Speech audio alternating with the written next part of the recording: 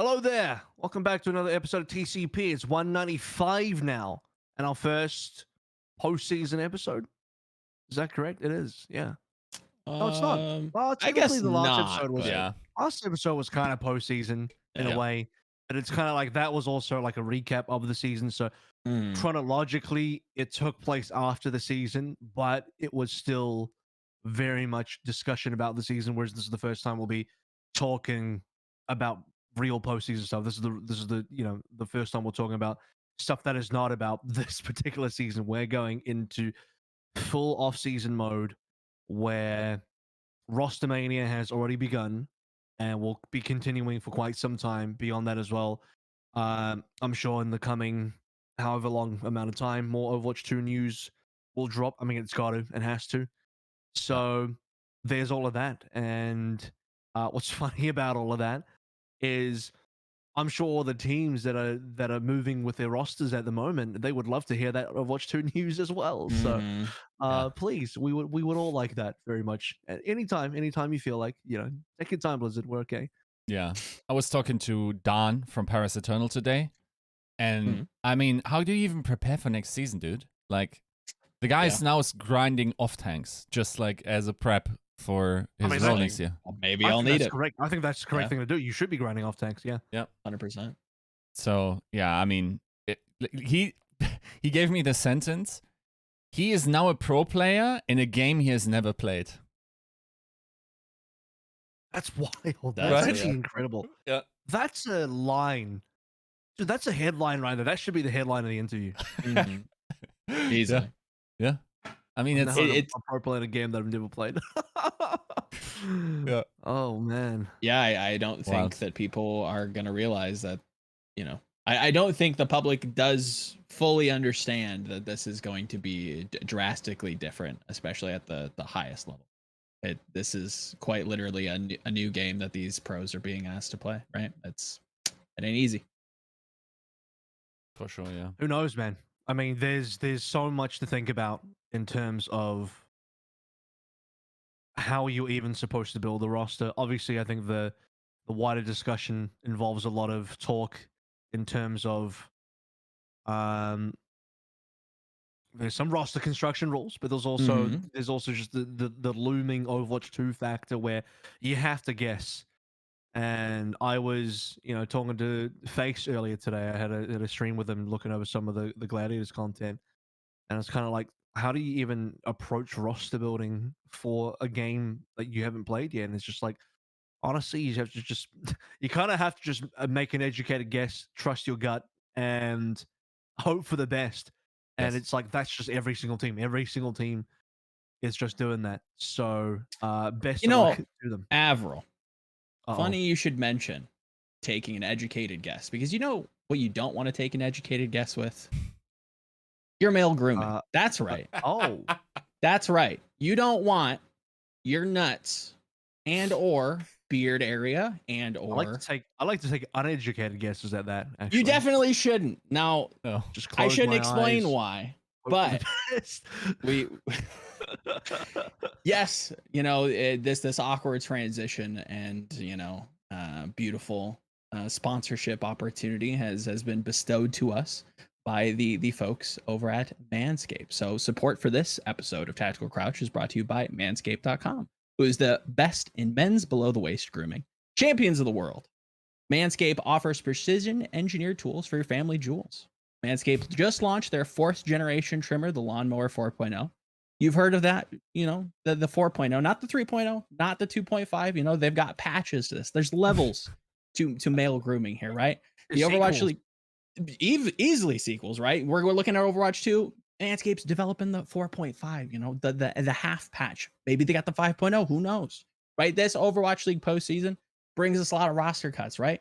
But so does Manscaped's 4.0, right? The Lawnmower 4.0 brings you the safest possible, ball guard trimming technology, giving you the safest trim you've ever seen. Yes, you've kind of dabbled with this, right? What has been the process like? Look, like, I mean, I'm not sure if you can tell, but I've the least, like, testosterone, like, sensitive hair follicles you will find. Basically, I'm half bear. If you want to know. Okay. I think I could walk into like, naked into a public area and nobody would actually realize, I was committing public nudity. That's how I mean, I could theoretically, weave it and then nobody would notice. It's basically pants. They would call the wildlife ranger because, oh my god, there's a bear in public. Pretty much, yeah. You're gonna do like weave it like a dwarf, down. like from Middle Earth. Yeah. Okay. I mean, and then if you basically like, if I drop some glue in there, it's basically Kevlar. If you think about it. Okay, bulletproof. Keeping you safe, much like the Manscaped's advanced skin safe technology. Now I brought that to the test. I mean, it is a grooming device for your nether regions, and I wanted my tactical crouches to be as smooth as possible. Mm-hmm. But I also tried it on the rest, and I was surprised by how well it went. So. Would you say that you tried the Manscaped's own crop reviver, on your nether regions to keep them, nice and toned and fresh, and maybe even slick to keep those crouches nice and smooth and just right enough for the I'm the gentleman. I'm not going to make you suffer more than you need to necessarily, right? Beautiful. So but generally speaking, like, I enjoyed using the product for sure. But I think like it's sort of interesting how the both of the, like, we got the full package, right, with the 2 bottles. I think is it called the toner? There's the toner, and then there's the deodorant right. stuff that definitely was nice. The toner one was actually quite useful. I found that to be like that was kind of keep you lubricated. Yeah, kind of like, I mean, you can, especially like I've been picking up my workouts quite a bit, and for that, like, keeps it all, nice and tight down there. So, yeah, very good. Good. Kind of enjoyed the product for sure.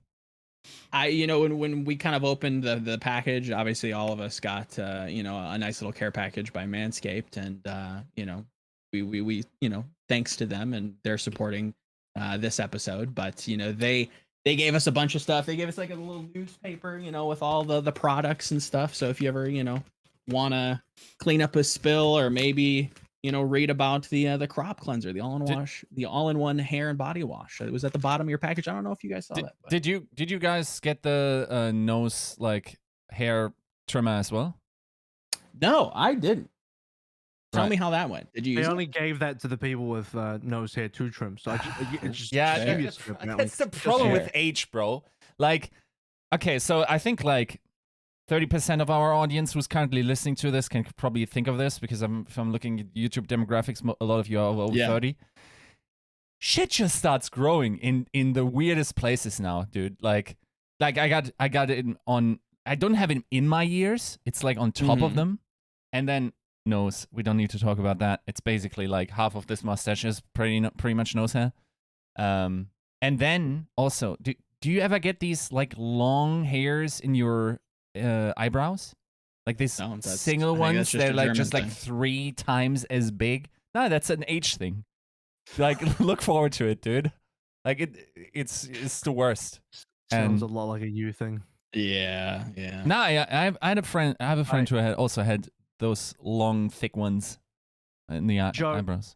Joe, I'm gonna need you to drop the code though. We need to get to the important part of this, which is the part where you at home get to be involved and you get to have a benefit out of this. So if you want to trim those long, bushy eyebrow hairs that I'm suggesting, maybe you should probably get checked out. Maybe seek a doctor if you have that. But I got glasses that block them. That's the reason. If you want to support the show and maybe support yourself in male grooming and keep those, Zenyatta orbs flying free, you can use promo code Tactical Crouch. That's all caps, tactical, no space. For 20% off free shipping, use the code Tactical Crouch at manscaped.com. That's 20% off with free shipping at manscaped.com, and use the code Tactical Crouch, all caps, no space, to unlock your confidence and always use the right tools for the job. That's manscaped.com, Tactical Crouch. And your balls will thank you. They will. As honestly, I couldn't imagine. Honestly, it's like tactical crouch, the act of It's that perfect. It's perfect. with Manscaped, I'm like, wow, it just fits. It really does just fit. But yeah, okay, we are here to be talking about a lot of the off Different kind of stuff. cuts. Different kind of cuts. Absolutely, there's been some roster cuts. There's been a lot of roster cuts, and I'm sure there'll be stuff added there as well. So that when the rosters grow back over time, which I'm sure they will be slowly as we head towards certain deadlines, approaching the January deadline in particular. Before we move on, though, quick shout out from me as well to our patrons. As always, episode 195 is brought to you by Battle Crab, Refine Bean, Bronzebot Buhal, Chare, Chris R34444, Fraudino, Hunter Tane, Porkchop Sammy, Casher67, Volshin, Rex Zane, Volamel and Sugar High, Woman D, and Your Misery. So, context for how off-season works. First of all, most people are probably aware of the dates already. So the league finished, grand finals concluded, and pretty much straight away your contract ends. If you're a player and you were contracted for the 2021 up until the 2021 season, that was the last day of the season, was the grand finals date, and after that, um, you know, teams are basically exercising potential team options to hold on to players for their plus ones to extend existing contracts. And then in a couple days' time, so depending on when you see this episode, it might already be then, but October 9th is when players whose contracts expired after the 2021 season become free agents. And then one day after that, October 10th, teams may begin signing free agents to contracts for the 2022 season. So the reason why you haven't seen like a ton of signings just yet is because we're waiting for that October 10th date. That's when the free agents can start to really get nailed down for contracts for next year. So after that, I'm expecting a lot more movement, which means for next episode, it might be the holy cow, who's being signed where episode. Whereas right now, it's probably more about, wow, who's been dropped from where. And yeah, this is which team's retaining who, maybe. The guiding episode. This is the kind of prequel to what I think is going to be a very bizarre and kind of interesting off season. I think that there's going to be a lot of restructuring, revisioning. Obviously, we've heard some stirrings with initial reports coming out talking about, maybe teams are shifting one way or the other. This is just the tip of the iceberg, and I think it only goes up from here. So this is probably just going to be a lot of like, who's gone, where might they go, and was that maybe the right idea? I guess. I think with a FA pool opening up, it is probably going to be the most stacked FA pool of all time. Like whoever, just by nature of like how many people are going to be free agents, or and what quality of players will be FA. Gotcha. Like, I think a lot of teams are just like cautious.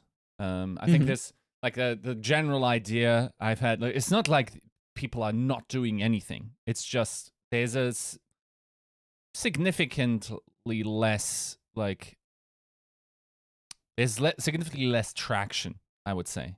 And significant by significant, something like 25 to 50% less back and forth, even though, I mean, I would say in the last couple of days it's picked up a little bit more. But I think it is inherently due to the nature of this offseason, which is a transitional period. You have to do a ton of guessing. There's a ton of viable strategies, in my opinion, for GMs to go with at the moment.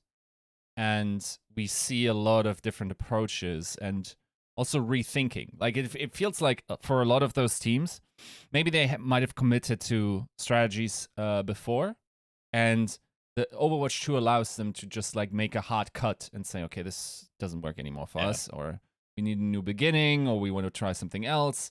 And I think that very much will be reflected in this off season, where paradigm shifts are much more possible now.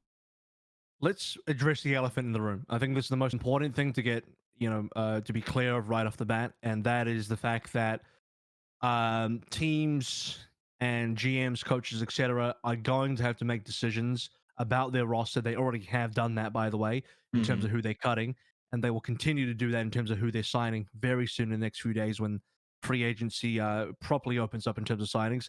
Teams are going to be making decisions based on very limited knowledge about what they're actually heading into as far as Overwatch 2 is concerned. Yeah. We have the limited amount of playtime done by players physically located in Hawaii, so the APAC teams didn't do that.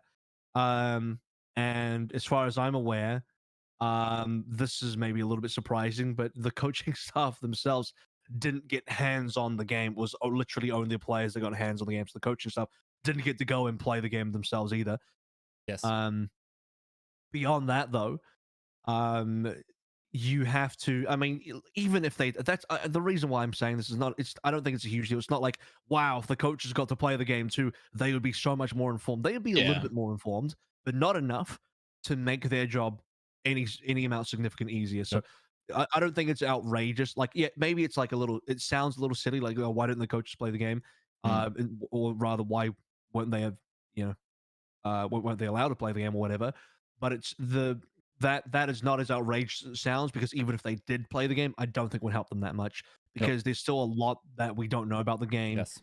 And you need significant testing and scrimming time to even get a close idea about what's going on. I mean, Yiska, you had an interview with Dan, and we can get into that a little bit deeper when we talk about Paris, but you had an interview with Dan, and the most crazy line, this headline you brought up was like, Dan is basically now a professional player in a game that he's never played. Yeah. And I'm listening to that, I was like, bro, that headline just blew my mind. Like what did I just hear? Like, that's actually ridiculous. And I think it might be like, I think people are honestly underestimating how big of a shift it will be in terms of like what this game will require of people, and how it will play. And I mean, we only saw a fraction so far of it, right? Like, even though I'm getting sort of this weird feeling in my stomach about like the lack of knowledge about new heroes, and maybe we don't get the volume that we expected. By the way, it's not a leak. It's just me like code reading whatever is out there. But like I don't know, like it just seems to eventually be so different that I think that in itself will decide careers by itself. Even like, not only there's a twofold effect. A, what do GMs think will be relevant in Overwatch 2? And then they will pre-select players based on their idea of what Overwatch 2 is. And then there's a second order filtering effect where it's now we're actually testing people against what Overwatch 2 requires. And then that will cause a second filtering event.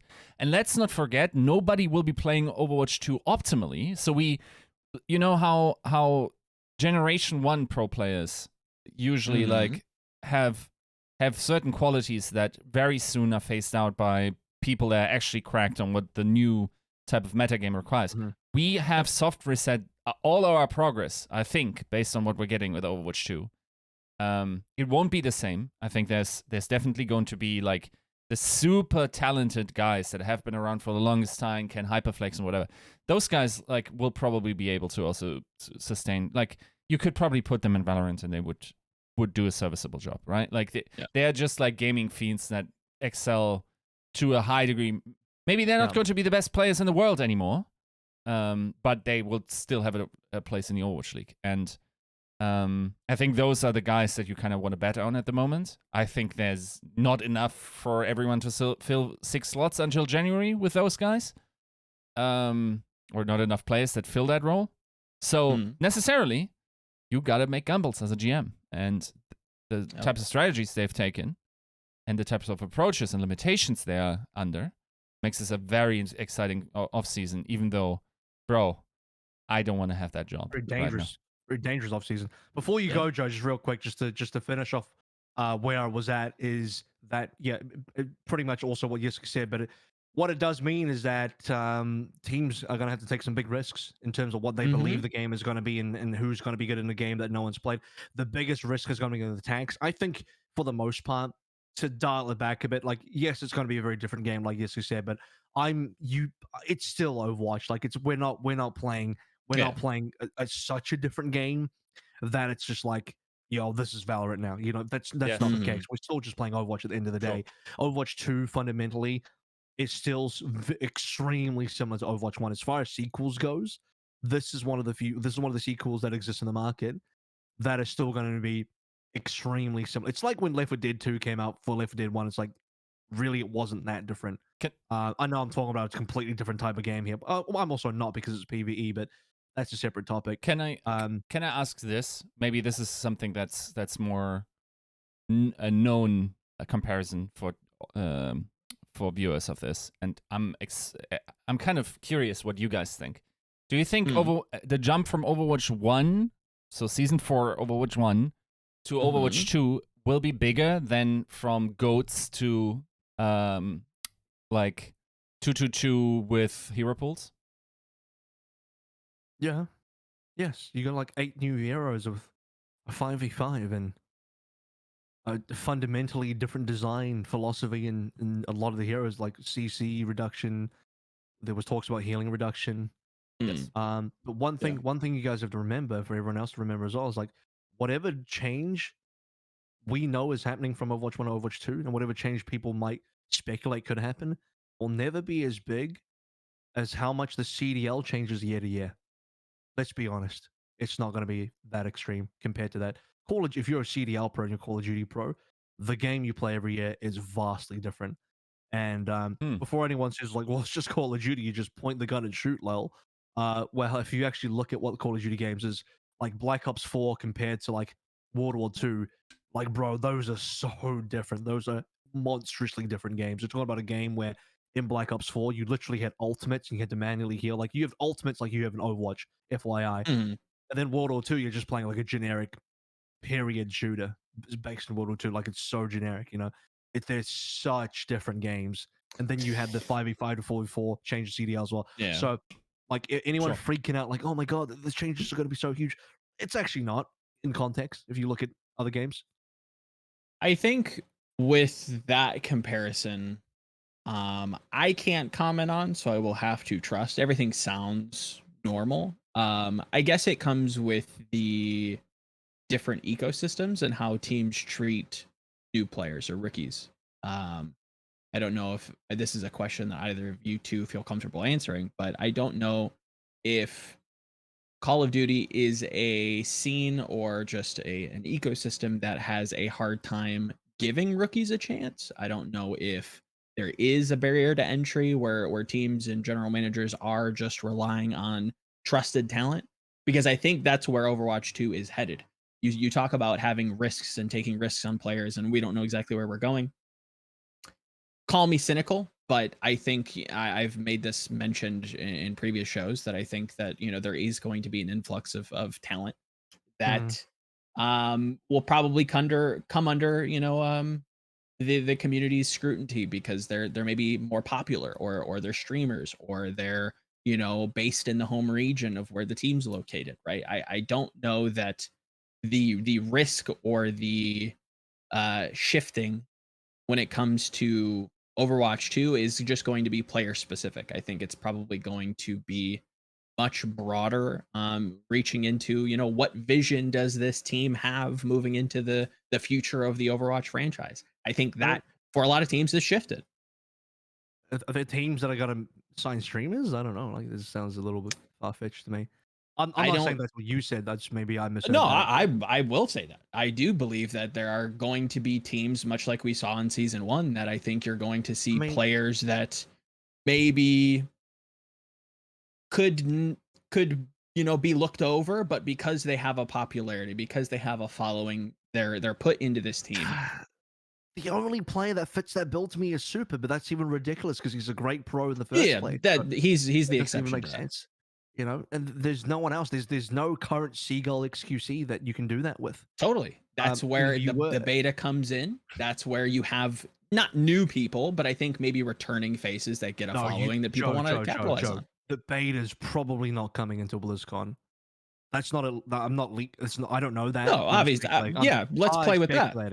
But like if based on timelines and what we saw so far of Overwatch 2, is that the game doesn't look like it's close enough into like a stable 5v5 state that you can go anywhere into a beta soon. So you're saying it's not entarily possible that either new or old faces can return to recapture a following? Joe, the timelines don't match up. The rosters are locked by January. until what is it again? Is it let me see, look. Why January are we 3rd, just deadline looking over the 30 days just removal? Why do we just not sign these people? I don't put it past teams, and I don't think it's that like Sign bad who? for them business wise if they bring these people in and give them playtime. Who? I We know who don't these know people- yet. That's yes, I understand what won't- you're saying. I We mean, don't know who they are. There They are won't- some. Yeah, but Are we just removing the possibility that that's going to happen? I'm I wouldn't. removing it because the timelines don't match up. Because by January the Okay. 3rd, you already have 5 players signed, and Sure. then sure. So why between can't we add a January and- sixth? Why can't we remove one and add somebody else? That just seems like a lot of steps required, and I think for a lot of teams that's too many steps. The thing I mean, I'm wondering I don't know. is if we require them to be players on the Overwatch League teams and not just be part of those franchises, like let's say Fran is for Toronto, or Sure. because like the big streamers that we're currently talking about that could be could be Aspen, could be Fran, Sure. theoretically Kefri, whatever, right? Like these types of Mhm. guys, they're probably not going to make OWL. I don't think that's to be expected. I do think that theoretically, like, you will probably find organizations that will look at popularity once Overwatch 2 emerges and then might make a judgment call. To be fair, I'm still not. It might be cynical of me, and I'm definitely not ascribing. It's not like as it turned out, the Pine signing turned out to be not much more than a signing for PR, right? In effect, I'm sure not Dallas had all the was the intention. intent, yeah. But Yeah. I mean, That's not. I don't think that was the intent. I think that's just what it ended up being. But 100%. they would have played him if it was a more hit scan viable Correct. meta. A lot of players would have played if it was a more hit scan viable meta. sure. Like like dude, Shanghai had an extra play on the bench specifically for hit scan that they never ended up using. Mm. And even then they had Lip anyway, who barely ended up playing any hit scan. And no, I when I say hit scan, I'm talking about like the hard flicks snipers. No, I'm not talking about the tracers. Yeah. So there's no team that really ended up going in that direction because Arns barely got playtime. For fuck's sake, I mean, this is Arns we're talking about. So the meta was not good for those types of players. So yeah, I'm not surprised Pine didn't play. But I don't think he was a PR signing. Anyone that's saying he's a PR signing in terms of why Dallas even It's got him, disingenuous. it is disingenuous because they would have played him if the meta was good for him, but it wasn't. But no, I think if you wanted to sign a streamer, you would just sign a streamer like Emong and Flats and just be like, here's your streamer to the team. You wouldn't do. I think you you're going to wouldn't put him on see an the actual increase in roster. that, but don't get hung up on the streamer like denotation. I think popularity is what I'm kind of trying to capture here with this comment, right? I think returning players, maybe unretiring, maybe coming back, maybe coming from different games, what have you, right? I don't I can buy that a bit more. Okay. I That's can definitely the buy that a little idea bit that more. I'm trying to kind of tap into, that you're going to see teams approach but not completely remodel what Houston did maybe in season 1. You're saying is hypothetically if like a Baby Bay came back. Hypothetically. He won't because he's doing well in Valorant. He's 100%, but that's a great example. Hypothetically, if a Baby Bay came back because he's quite popular, he's good at the game, and he's well known and all the above, and he'd be someone that you would legitimately pick up because he's probably still good and he'll bring a lot of hopefully good PR with him. But yeah, he won't. But hypothetically, it's just a good example. Yes, but good yeah, I example. can see that. I can see that. On that level, Joe, I'll live with you. Fair play. We'll agree on that. Cool. So yeah, essentially, the context for the opening discussion for the Rostermania is that this is how teams are going to have to be approaching rosters. They don't know what the final game is going to look. They don't know what they're going to be playing in April next year fully just yet. I think supports and DPS should be fairly safe. Most of the supports and most of the DPS that are good now, you have to assume are still going to be good. The biggest question is going to be tanks because you literally have guys like Don who's signed on Paris, or who's been re-signed on Paris, who's learning off tanks right because he doesn't even know he doesn't know how to prepare. And to be honest, a main tank practicing off tanks, and maybe the opposite is true, off tanks practicing main tanks is probably the best way to prepare right now. I wouldn't be surprised if all the players, guys like I assume Space as well, they should be just going to rank spamming the opposite role that they didn't play professionally, because tanks historically have never had to do that. Flex DPS are great at it. They've always done that. They're great at expanding in massive hero pool. It's the tanks that don't have that just yet. And whatever team captures the right tank player that is super flexible, and I think Dallas have nailed it, by the way. I think Harbin is potentially the kind of guy that can really carry your team in a game like Overwatch 2 just because he's so damn talented. And that's I've heard Harbin can really, even pop off on a main tank if he has to. So that's your dude right there for Overwatch 2, 100%. Yeah, I think you're going to. Maybe this is a something that you guys can weigh in on, because I'm not even too sure how I still kind of think about it. Do you expect teams to kind of have a main tank, or not a main tank stable? That's definitely the age of Overwatch 1, or lost in the age of Overwatch 1. Just call them tanks now. Yeah, do you kind of assume that teams are going to have multiple tanks, or do you kind of more lean on like the budget aspect of, do we need 2 tanks? Can we kind of cut there? Where do you guys kind of sit with that? So not only do I think you need to, like, if you go for 6 players, your 6th should be a second tank. It's also the thing that a lot of GMs have told me that is their strategy, because obviously that's the biggest gamble. I think the second biggest gamble is probably DPS, with like how more mechanically demanding it theoretically could get, and what kind of heroes you would need to master. I think that's where you get your if you had a 7th slot, and then you would probably go to support after. But yeah, like there's a lot of rumors in the ether that you need to account for, even if there's no justification to them. There's stuff like DPS heroes will go into the tank role, meaning the tank role will even buff up, right? And like be bigger. That doesn't necessarily mean that is going to happen. It's just something that you need to be prepared for to react to. And that's why, like, tank is just double stacking tank is just a no-brainer at the moment, even though it probably eventually will figure out that once again isn't necessarily the case, because tank will be once again the role where you kind of want to have one starter, because like they're so integral to the identity of your team. Yeah. But you will still want the ability to choose one of 2 who could be that guy, depending on what the meta ends up being.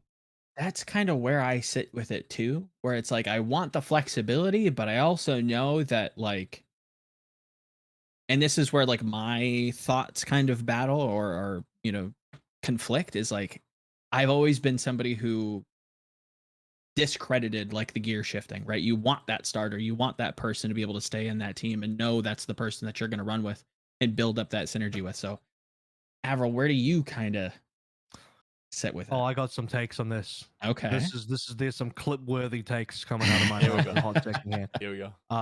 There's some stuff coming out of my mouth that, like, I'm either gonna be a genius in 6 months' time, or I'm hilariously wrong. Okay. And if I am hilariously wrong, it's like, what do you want from me? Like, I don't. No one knows. At It's this point all in guesses. October 2021, no one knows what the fuck the game is gonna look like. I'm just guessing, but I feel like I got some educated guesses coming up. And this discussion about like signing obviously having 2 main tanks, or it's not 2 main, just 2 tanks, is a no-brainer. I agree, but I also think it's the lowest hanging fruit. That is not necessarily the best answer. I think it's the easiest answer. But the easiest answer is not the answer that I think has the highest potential to actually give you the best results, assuming you're building teams to strive for the best results, which that's the assumption I'm going to go off of. I think it's very important that you are playing your starting tank as someone that you don't really shift. What you're really doing when you have 2 tanks on your roster is to have 2 options. Like, oh man, if this guy shits the bed, we got this other guy. So basically, you're protecting yourself to not repeat Florida's kind of, dare I say, mess with the whole checkmate thing. You want to have the second tank, because tank is such a risky position going Overwatch 2, right? You want to have a second player, not because you plan to swap the two players in and out. Like we're gonna have a lot of substitutions here, like it's a flex DPS role. No, it's literally just as a insurance policy in case your starting player sucks at the new tanks. Yeah, agreed. But I think you need a good setup, which is why I look at guys like Hanbin. I'm like, yo, don't get me wrong, Fearless is a great player, but from what I've heard and from what I see and what I understand, Hanbin's like the fucking guy. And he could be your starter that just plays everything. He could be an absolute tank god. That's what you need. You need a guy that can just play anything. I actually think there's a real possibility that teams might even look at a DPS player that could jump into a tank role, and do like as much as like just clown the whole checkmate thing. And that I'm now coming back and doing a 180 there and saying maybe that's not a bad idea for Overwatch 2, because you got guys like checkmate that already exist. DPS players have played some tanks in the past already, and Zarya is the number one. Hog is probably up there as well. If Doom goes to tank as well, that's another one. So that's on the list.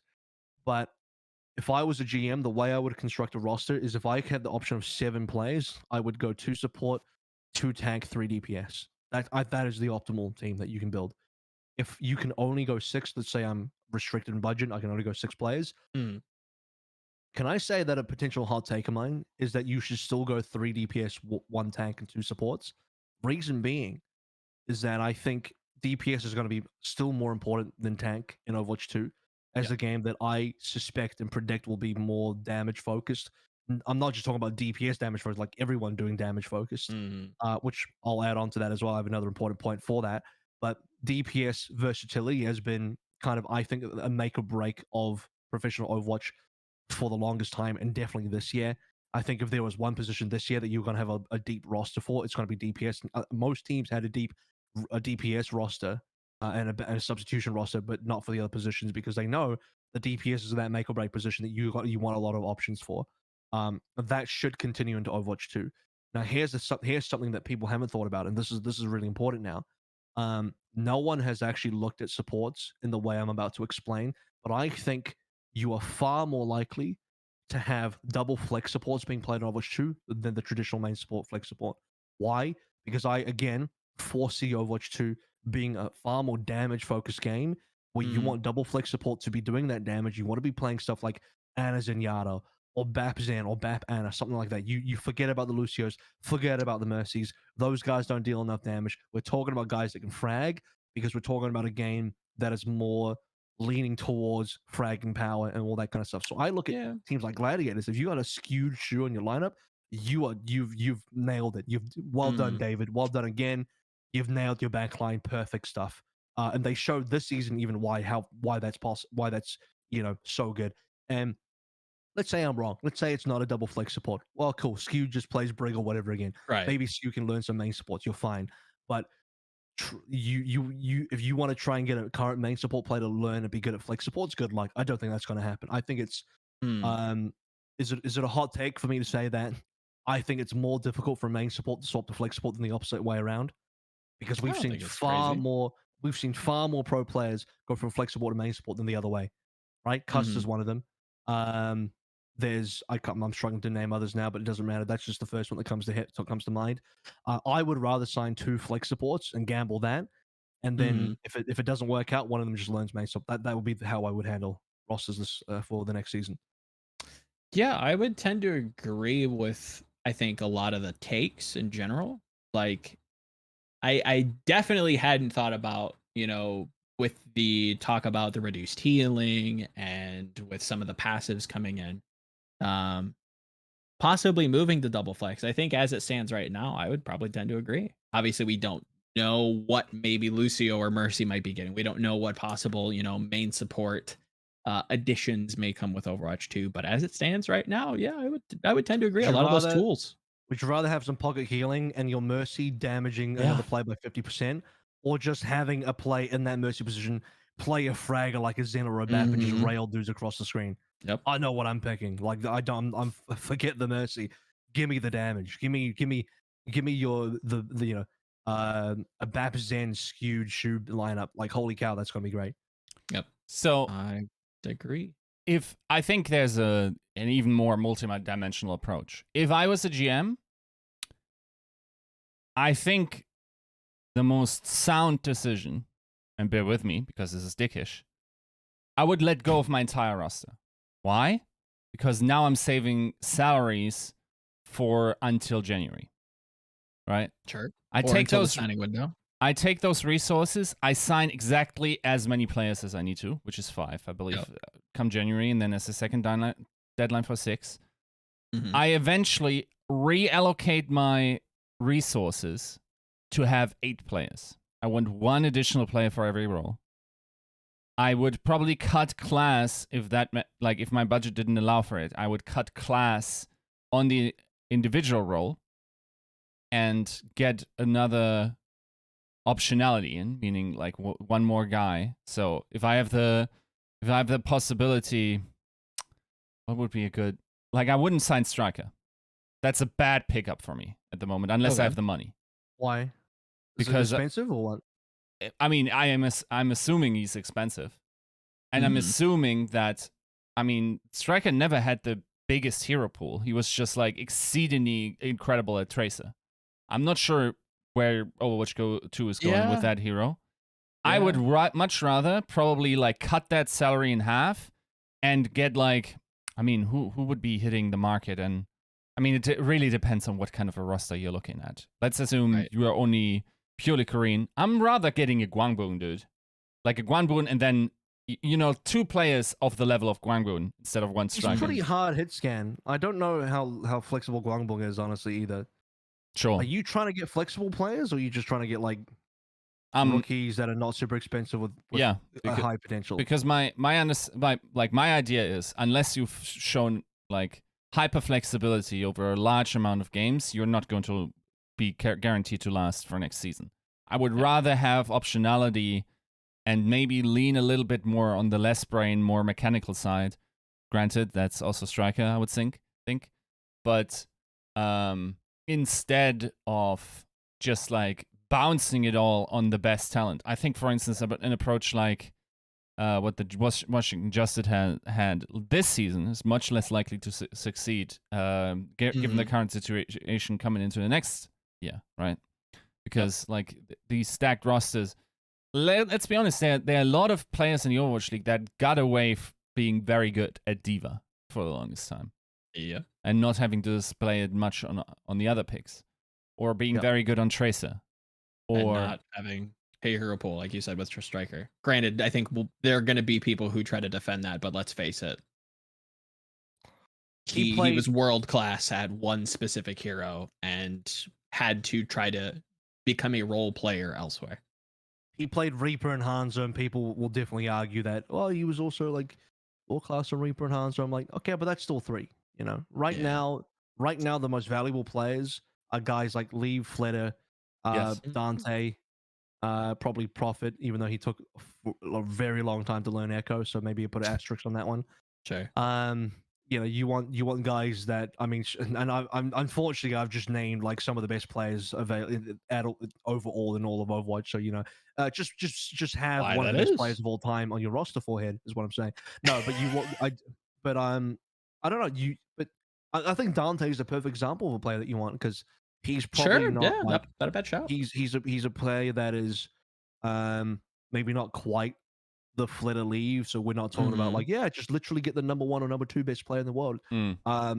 And he's a lot more accessible, but he's just so we're hearing stories about teams wanting to go west, and like shit, if Houston hold on to Dante, that's a game winner right there. Like that's a great piece to build around. That is like the piece to build around. We're seeing examples of teams where they bin everybody and just keep one guy behind, minus Florida, who I'm pretty sure are just holding on to Yaki for trade purposes, but other teams who are just holding on to one guy, like New York, who are holding on to only Flora.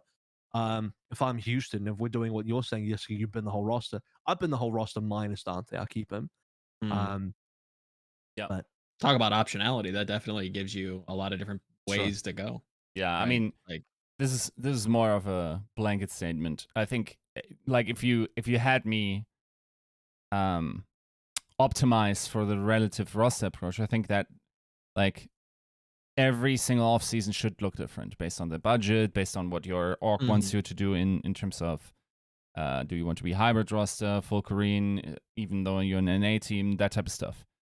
and based on that, like I would even go as far as to say my strategy I outlined earlier is probably not applicable for the vast majority of rosters because they just have different situations. Like you can't drop Carpe, I think, for instance, right? Like that's not a possibility necessarily you have for Philly, and also Philly doesn't have the budget limitations, I assume, that I'm thinking of. So yeah, I don't know. Like I would have maybe expected someone like Boston to do it, but then again, like there's probably interpersonal stuff where Boston feels like they got a good coach and they kind of want to have his players around, and then you got to build from there. So yeah, like every org has their idiosyncratic starting points where they build from. I think this necessarily, though, they like a bunch of them will be trapped in that sort of situation, and Overwatch 2 will be significantly different enough that they will just nosedive based on that, and probably organizations we don't expect to necessarily do so. I also think a lot of organizations this are sort of like imparting a roster choosing strategy onto their general manager.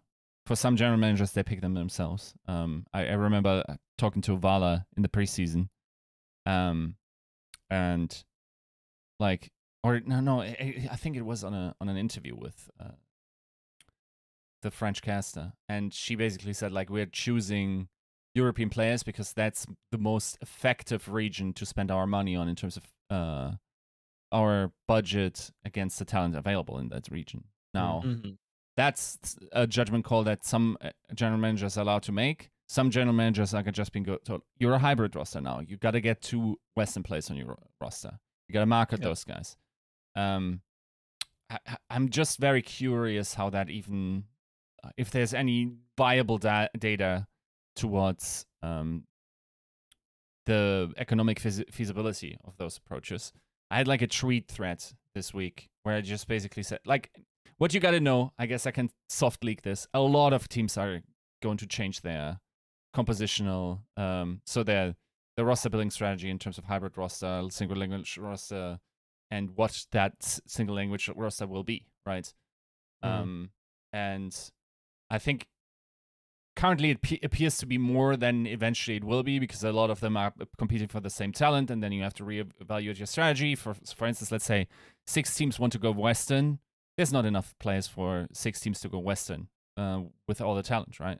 So not unless you want to dig deep into contenders NA, you know, start scraping the barrel, right? Yeah. So comparatively speaking, of course, like there will be adjustments, but as it looks right now, a ton of, and there's not a definitive direction that we're moving in. Okay, so it's not like we're all like everyone's now deciding we want to go Western. That's not what's happening. We have former full Korean rosters that are now going hybrid. We have international rosters that are now going just one region or whatnot, right?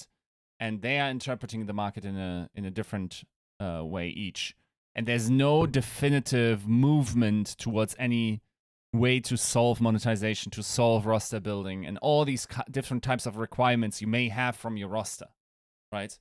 And the only interesting thing is that more so than before, I think a lot more teams are trying to approach or trying to switch up their approach to their roster building strategy. And this is going to, like, I think it's more confusing to navigate the market at the moment unless you have an agent as a player or as a coach, because let's say there's a team in China that's now becoming hybrid that you didn't know of. Yeah. Are you going to apply to them? Or are you going to realize that they want, like, also Western players or whatnot? It's a difficult market to approach, right? That's a problem. Sure. Or the same thing vice versa, right? Like, what if there's a North American team that's now going full Korean when they weren't before? Which region are they staying in? Can I still apply to that? Which coaches should I get? Where can I apply as a coach to? The market, like, unless you have an agent that's completely dialed into the decisions, and let's be honest, a lot of the stuff that's coming out on 9th is already decided in the back rooms, and people are talking about it, sort of. Like, of course, you can't sign contracts, but you can make handshake agreements and just talk to people. It's not a problem, and I think that even should be the case. But it definitely, like, if you are now starting to try to find yourself a spot in the Overwatch League next year, when you don't know or haven't talked to anyone, you're probably too late already, bro. Like, you better be highly qualified for whatever you're trying to do in the Overwatch League. And it seems like there probably will be less staff positions overall. That said, maybe I'm looking like after the fact I'm going to look completely stupid because people realize it's a new game and you need more strategic minds. Maybe I'm just hearing like from the select few from the select few teams that are selecting. Let's keep in mind that this is a 6-month long off season, right? Like there's a lot of money to be saved by not signing these guys right now, or you have to be very creative with your contract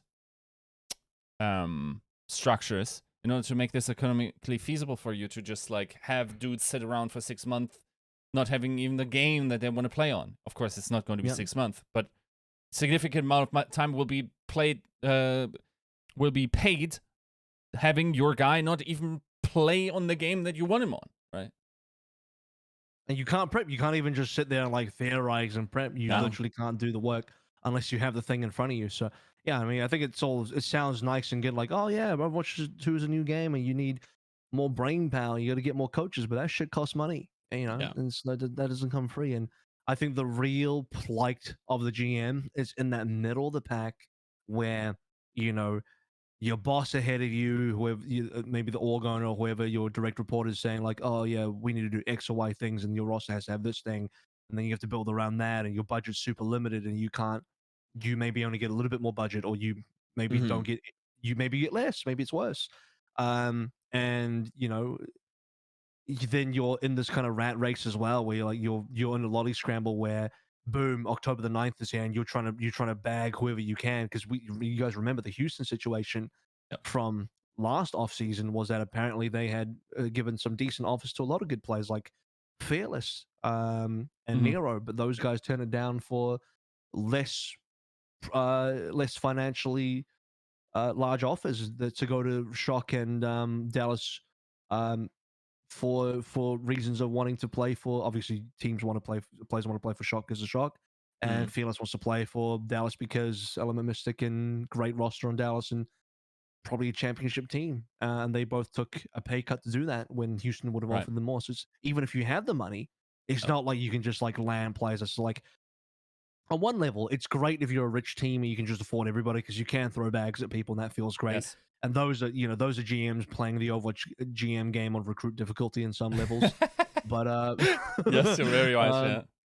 But then you got Avala, who's like, she's straight on veteran hardcore mode, right? Like she's got a lot less to work with and trying to do whatever she can with it.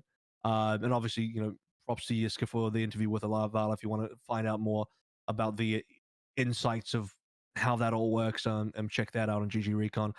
Final bit of thing I'm going to bring up before we actually move into the actual rosters, because we've probably been on this topic for a while now. This is this specific thing.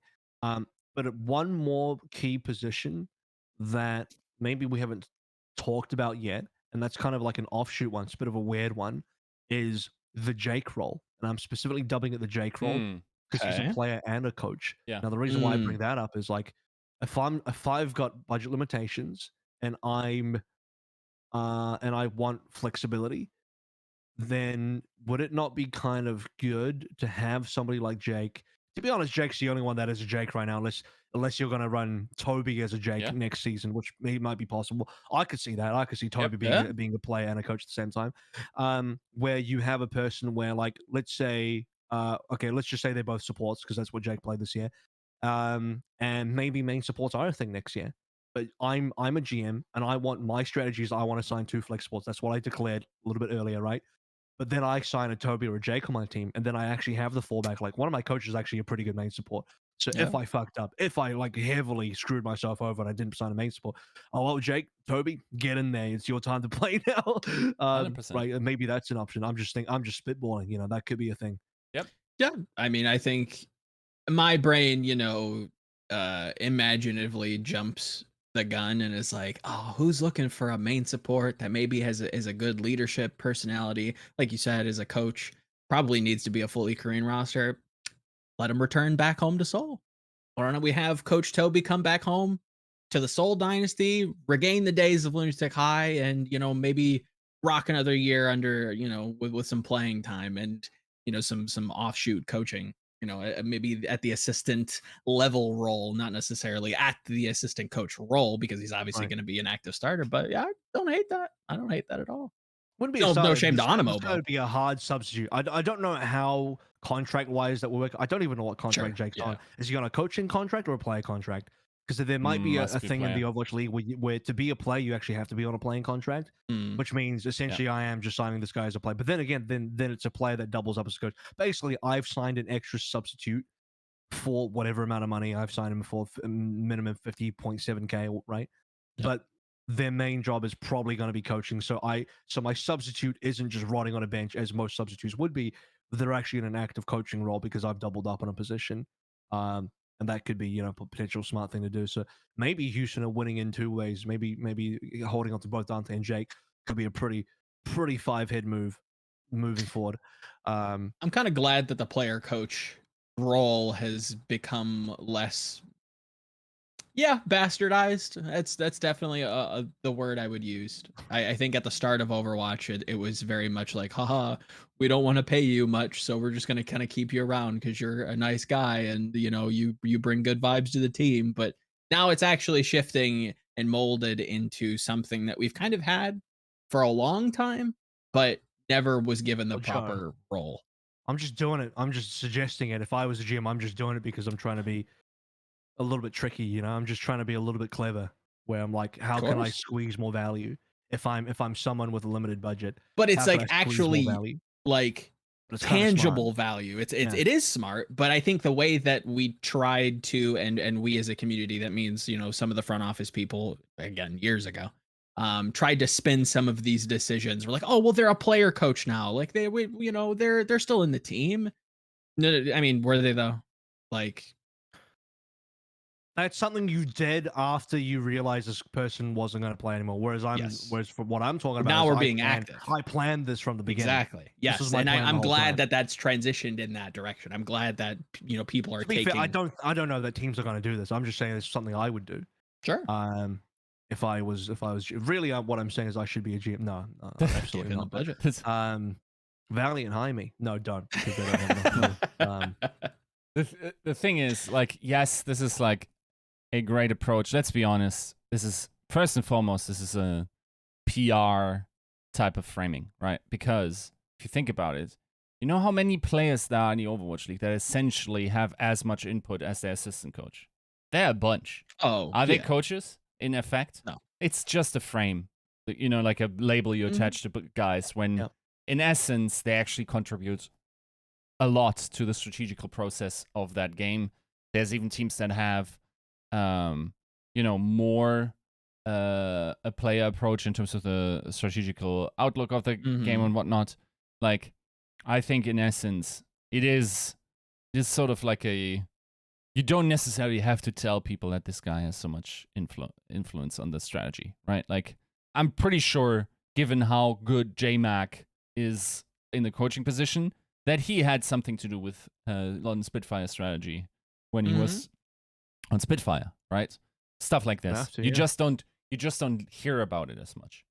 Yeah, am I crazy or like, can you start to spot those players from a mile away where you're just like, man, I don't know if you're up to scratch these days, but people keep giving you a job.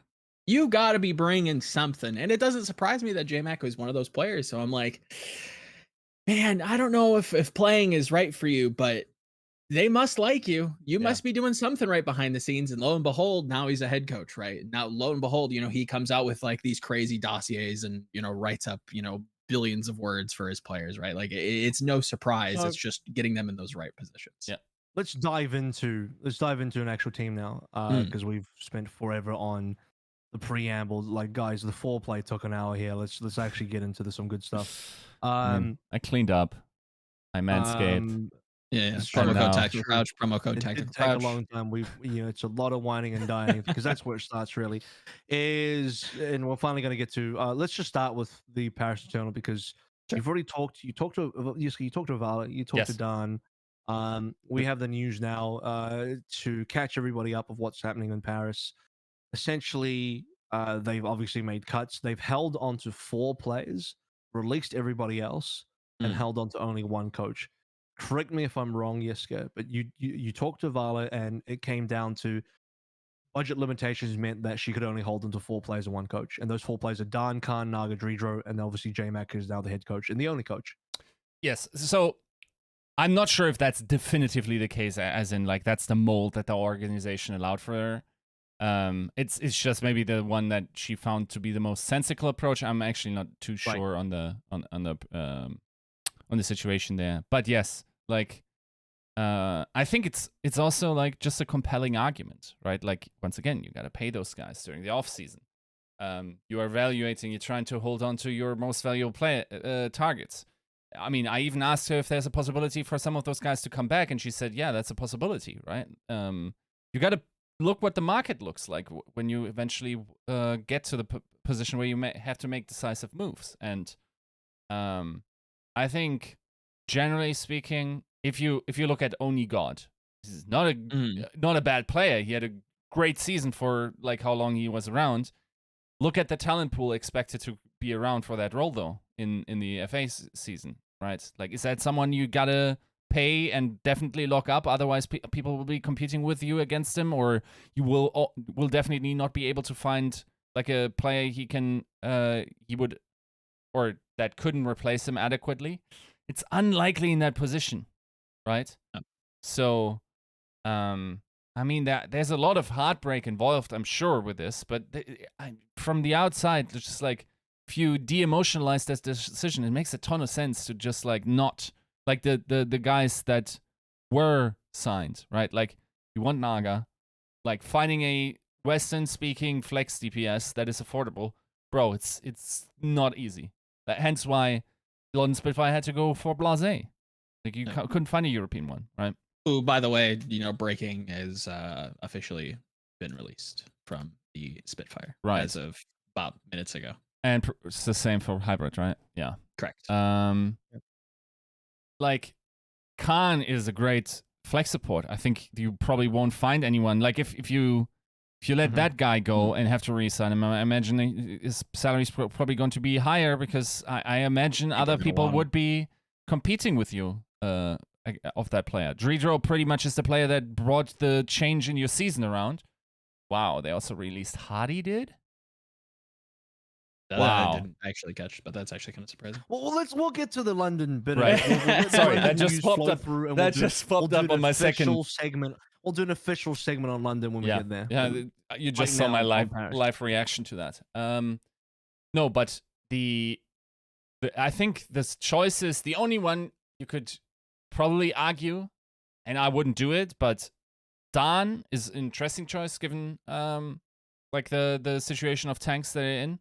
They must really like Dan in terms of like what he provides in the comms and the general flexibility the guy has. Keep in mind, like he made it through the trial process and had a lot of success there. So that's probably something that internally makes a lot of sense. I don't hate any of those decisions, right? Like, okay, what I will say is I feel really bad for Get Amazed. So I think like and I'm not saying that is necessarily like a blind spot for Vala. I'm not in the team or whatever. Mm-hmm. This is more an advertisement to other. It's Get Amazed or JMac. It's a tough choice, right? Dude, like the things, the criticisms of Get Amazed that I keep hearing are the very same I heard of Moon. Now look at Moon. I'm not saying Get Amazed is necessarily like a Moon level coach. We don't have nearly enough data to like, right? But the type of leadership that is required, like, dude, having a robust system, it doesn't mean it always has to be like the nicest environment and nobody's ever fighting or whatever. That's not what I mean. But a workable environment, like I quoted like in a recent video script, I quoted Arnold saying, like, he feels like esports very often for championship level teams, making it through the season without crumbling is the most important aspect of esports sometimes. Mm-hmm. And that's true. Like, you want to have an internal atmosphere that can like make it through rough times and not crumble, even on the home stretch, right? And I think that's the type of environment that Get Amazed is able to create for a team from the information I'm gathering. It's so important that Dallas and Shanghai gave up a whole tournament stage to make sure they weren't going to crumble. Yes. Yeah, 100%, right? Like, Mm-hmm. and sure, like it also takes a leadership position to tell your very hungry players to not fully pursue, and we're going to actually take like a less like hardcore approach to scrimming. We're going to get the block less. This is just the quality of people like Moon and Rush, right? From my understanding, like there's criticism, or there's like the idea that players will always value tactical coaches more. Mm-hmm. Right? Yep. There's you were going where I was gonna take dude, you anyway. Okay, so. let me find this quote, because it's hilarious how accurate it is in terms of I laughed and I hadn't even heard it yet. Because I have a funny feeling these criticisms have been thrown around since forever. Okay, this is don't hate me. It's from the Tao Te Ching, and it's the translation of leadership, like how it's perceived. And it goes, the master doesn't talk, he acts. When his work is done, the people will say, amazing, we did it all by ourselves. Or, as the new interpretation, the people will say, amazed, we did it all by ourselves.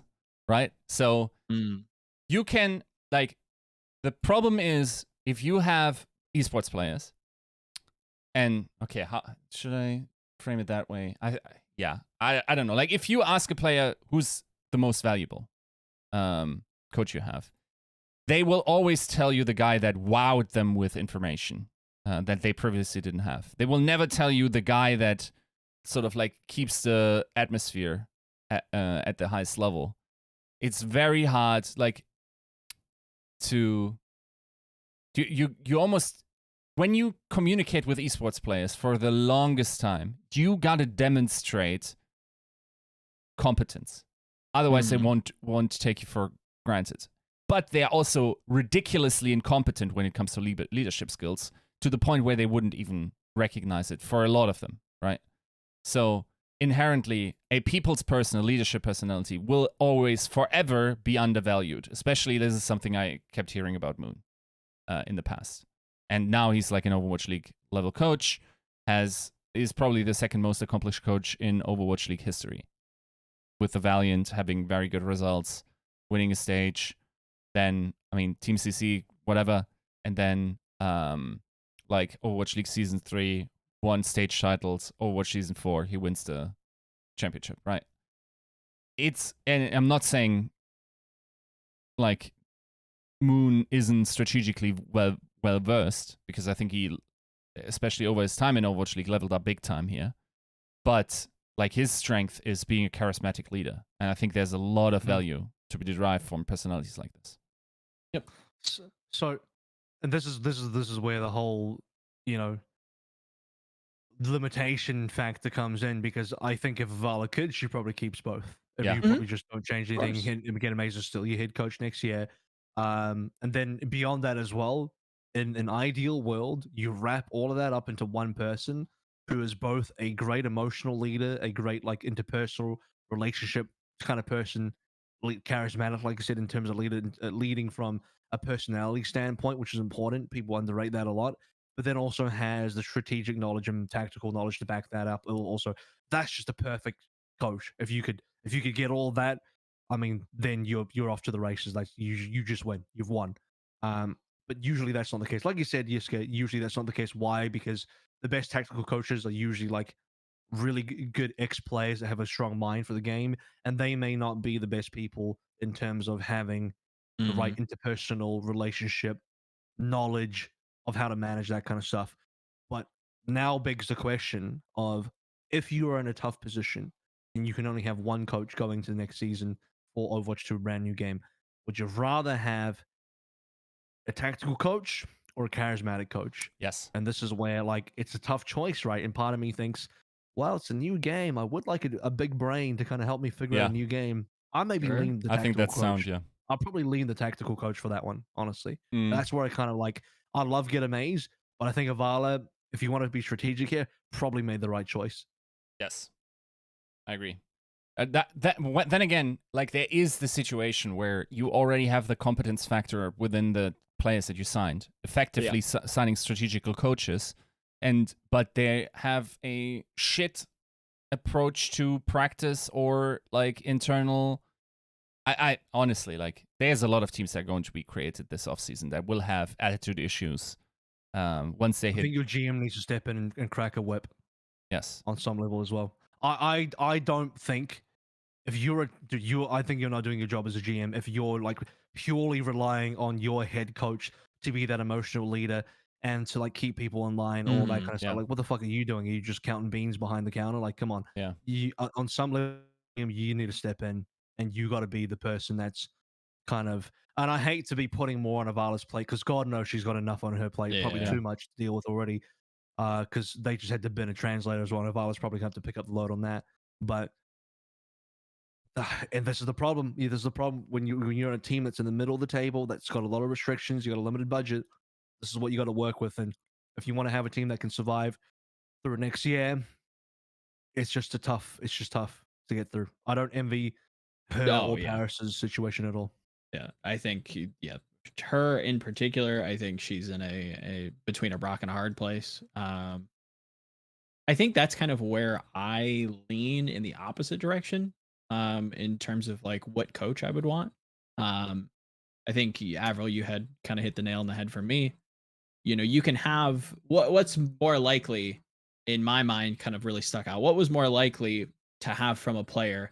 The intangibles of being kind of an emotional leader or a logistical, somebody who kind of keeps things lubricated and moving smoothly within the team. Um, or somebody who is more strategically minded, who has like a good feel for the game.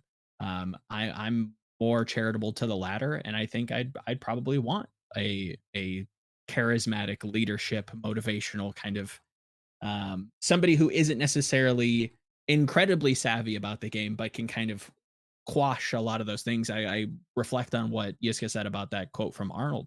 You want to make sure if that's what's most important, let's say 80% of the time in esports, I think that's like worth investing money into, especially when you're going to a new game.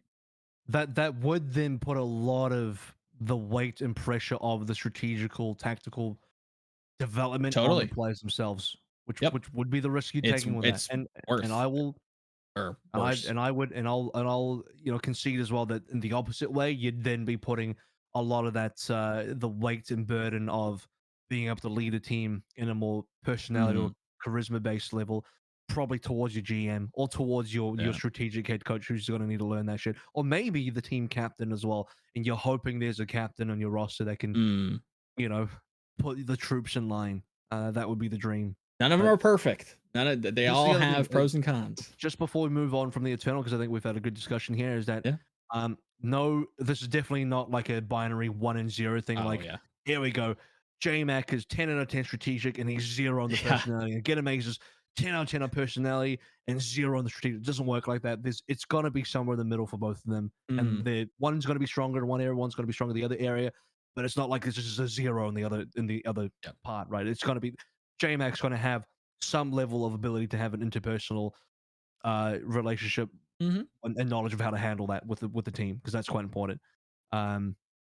So who knows? And maybe if you're Vala, you weigh everything up and see how that goes. You also have to remember as well that the other negative side of keeping JMac over Get Amaze is that ultimately he's still not super fluent in English, and you're doing a Western roster here, which then Avala has to then take on the burden of herself doing a lot of the translation, because she's the translator now, isn't she? So you want to keep JMac, you're gonna have to put a lot of hours into translating yourself, which is something I'm sure Avala had to consider in her decisions. But Eternal, we look on with a lot of interest.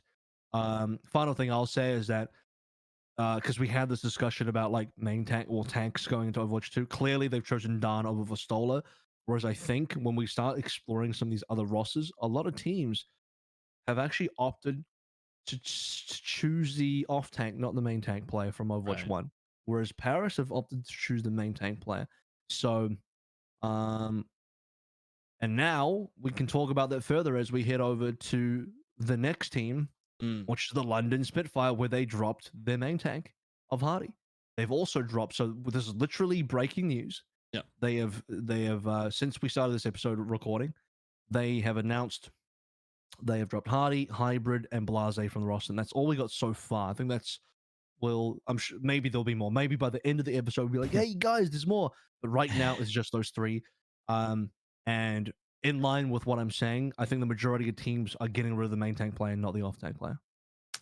Yeah, I think that has been the role throughout Overwatch 1's kind of life cycle that has been more flexible. Haha, forehead flex tank was more flexible. No shit, Joe, of course. But with how they all much became diva players right with no flexibility.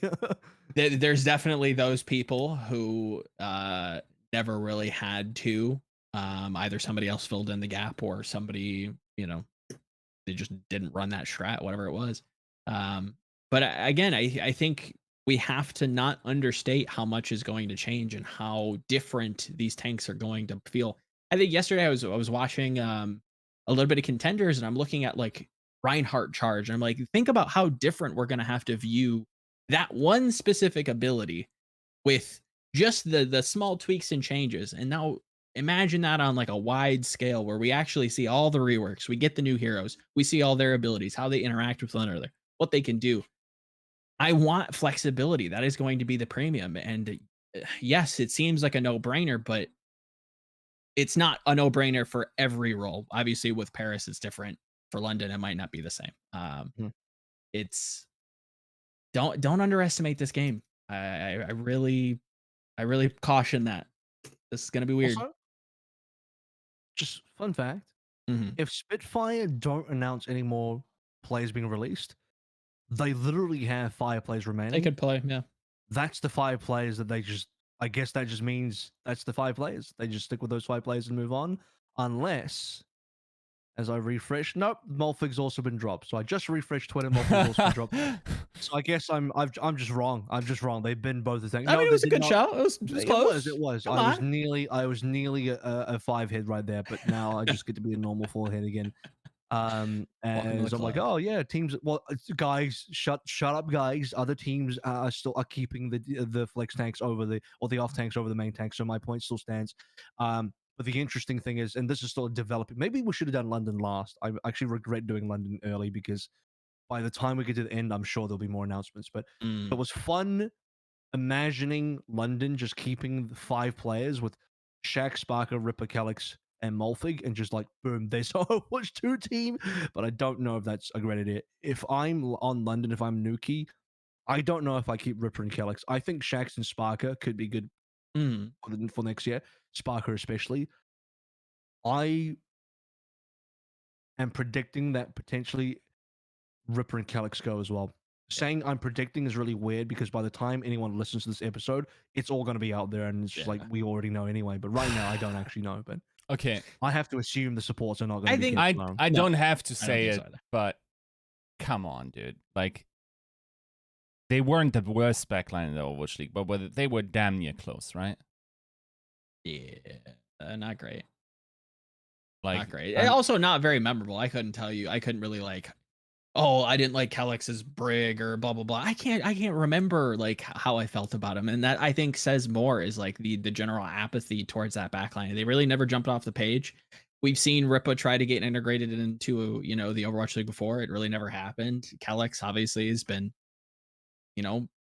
respect him for his time within the league and within the game, but it just isn't going to cut it anymore. Time's run out, man.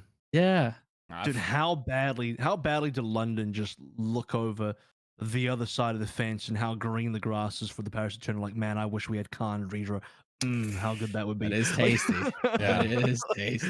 And they could have. Oh, shit. They could have. Don't know. I've no idea.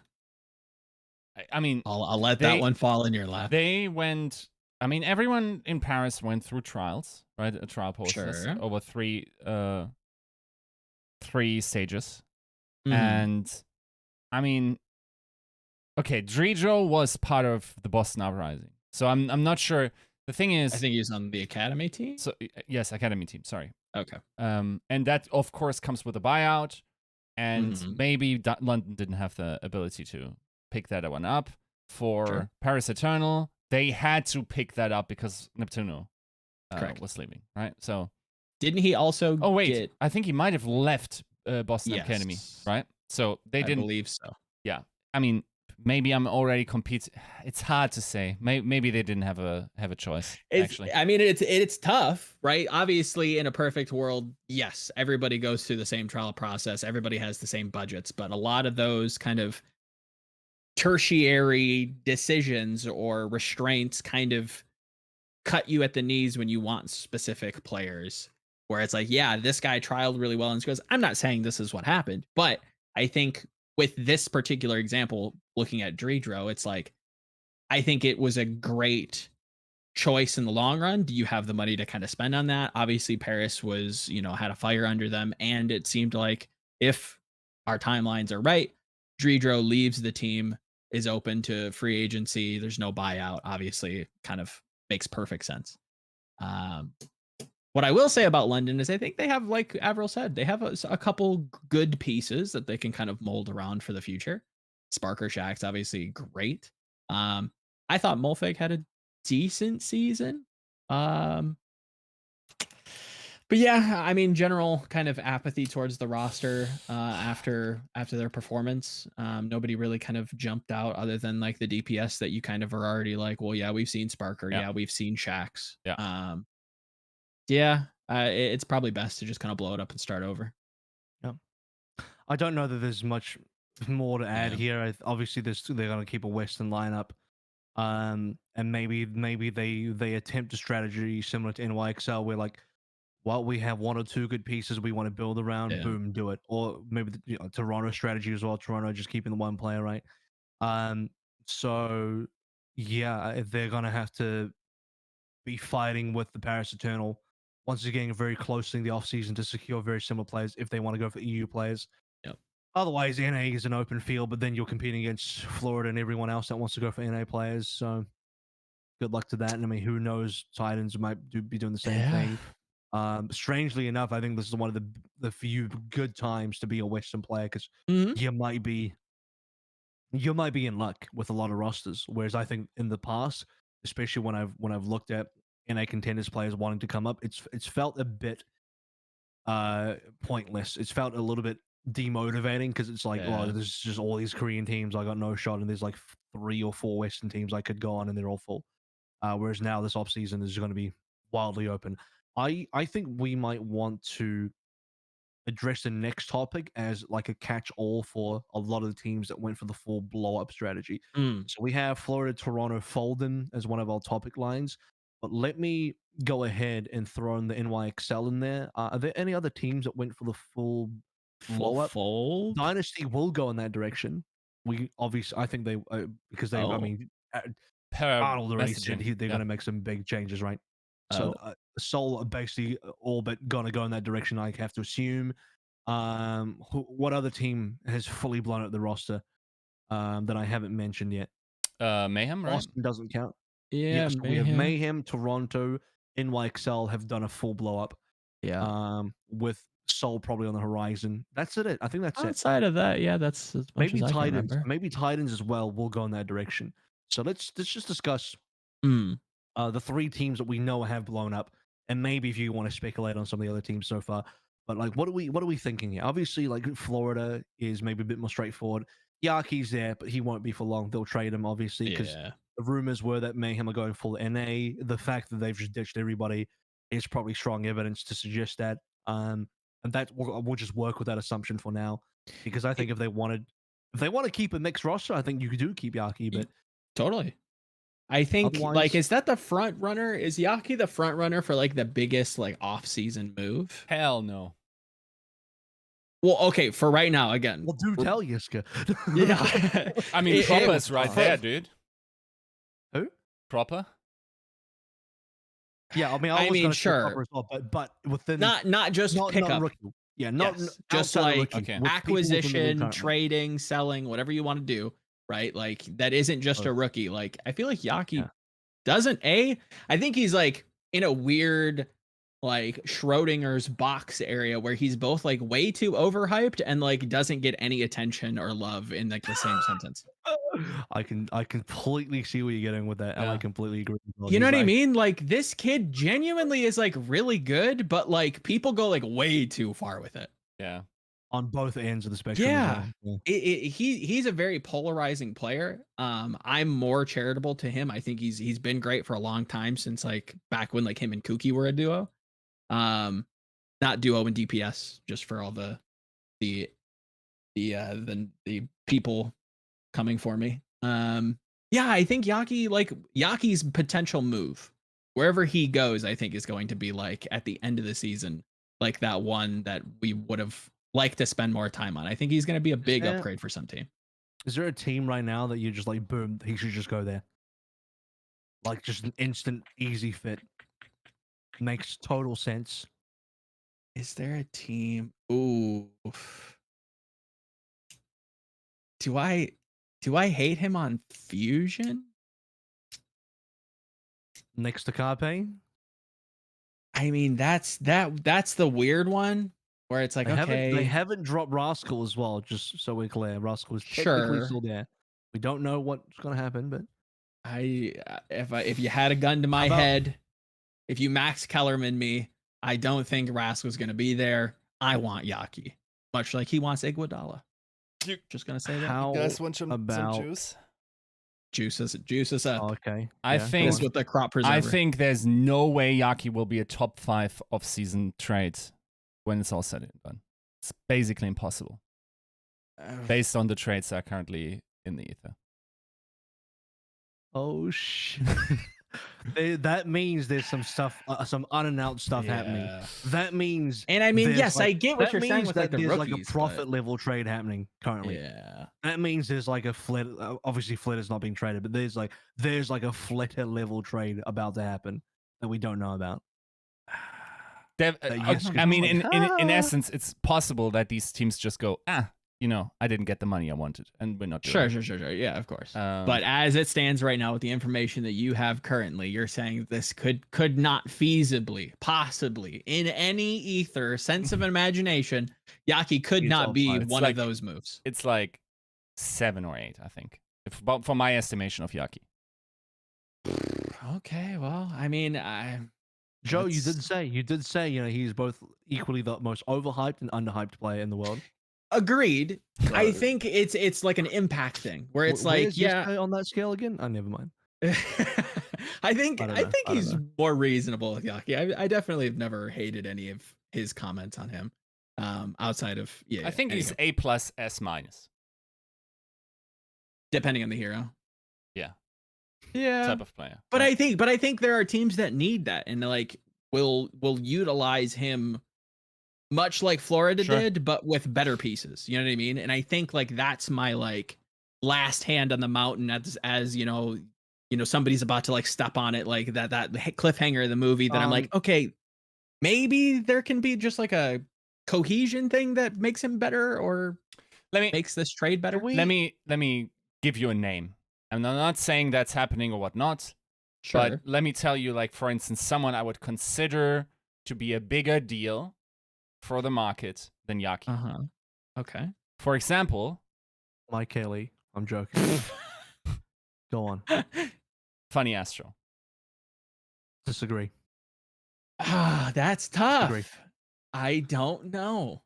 I put more of a premium on DPS, like we said earlier, and this is where I kind of think AVRL's going, but I'll let him postulate on that. I'm low on main support. I'm high on DPS. That's why I put a premium on the DPS, and I look at Yaki, and I'm like, this kid's got a little bit more flexibility than I think people realize. Sure. If Funny Astro, if it was Alarm instead of Funny Astro, I'm all there with Yiska. But Flex support, consider main who support, wants I'm not big on main a Western main support that is a lot of fire.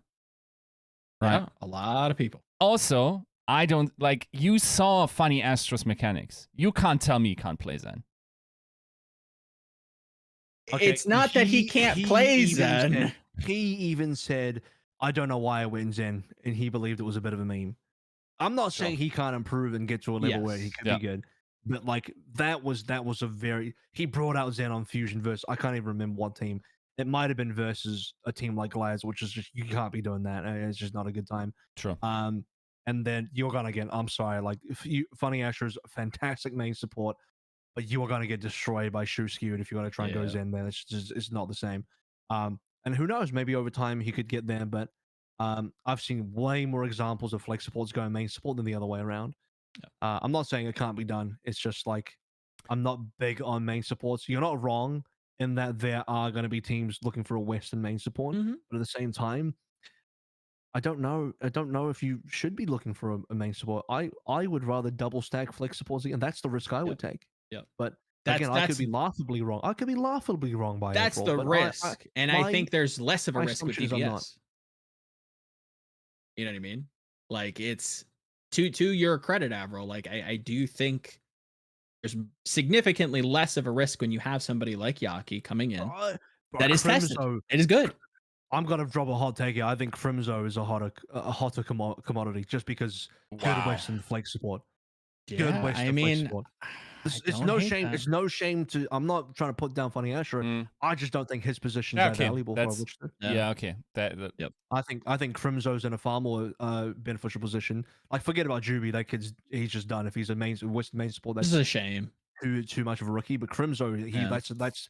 I'm looking for that. If I'm building a Western roster and I want a good flex support, bro, Crimzo's my go-to. He's my number one. Yep. I think, for instance, like in terms of like rarity, right? Western flex DPS is pretty hard, dude. I think Western flex support is very hard. Main support, okay, you can like I respect the idea that that position probably will not be too desired in Overwatch 2.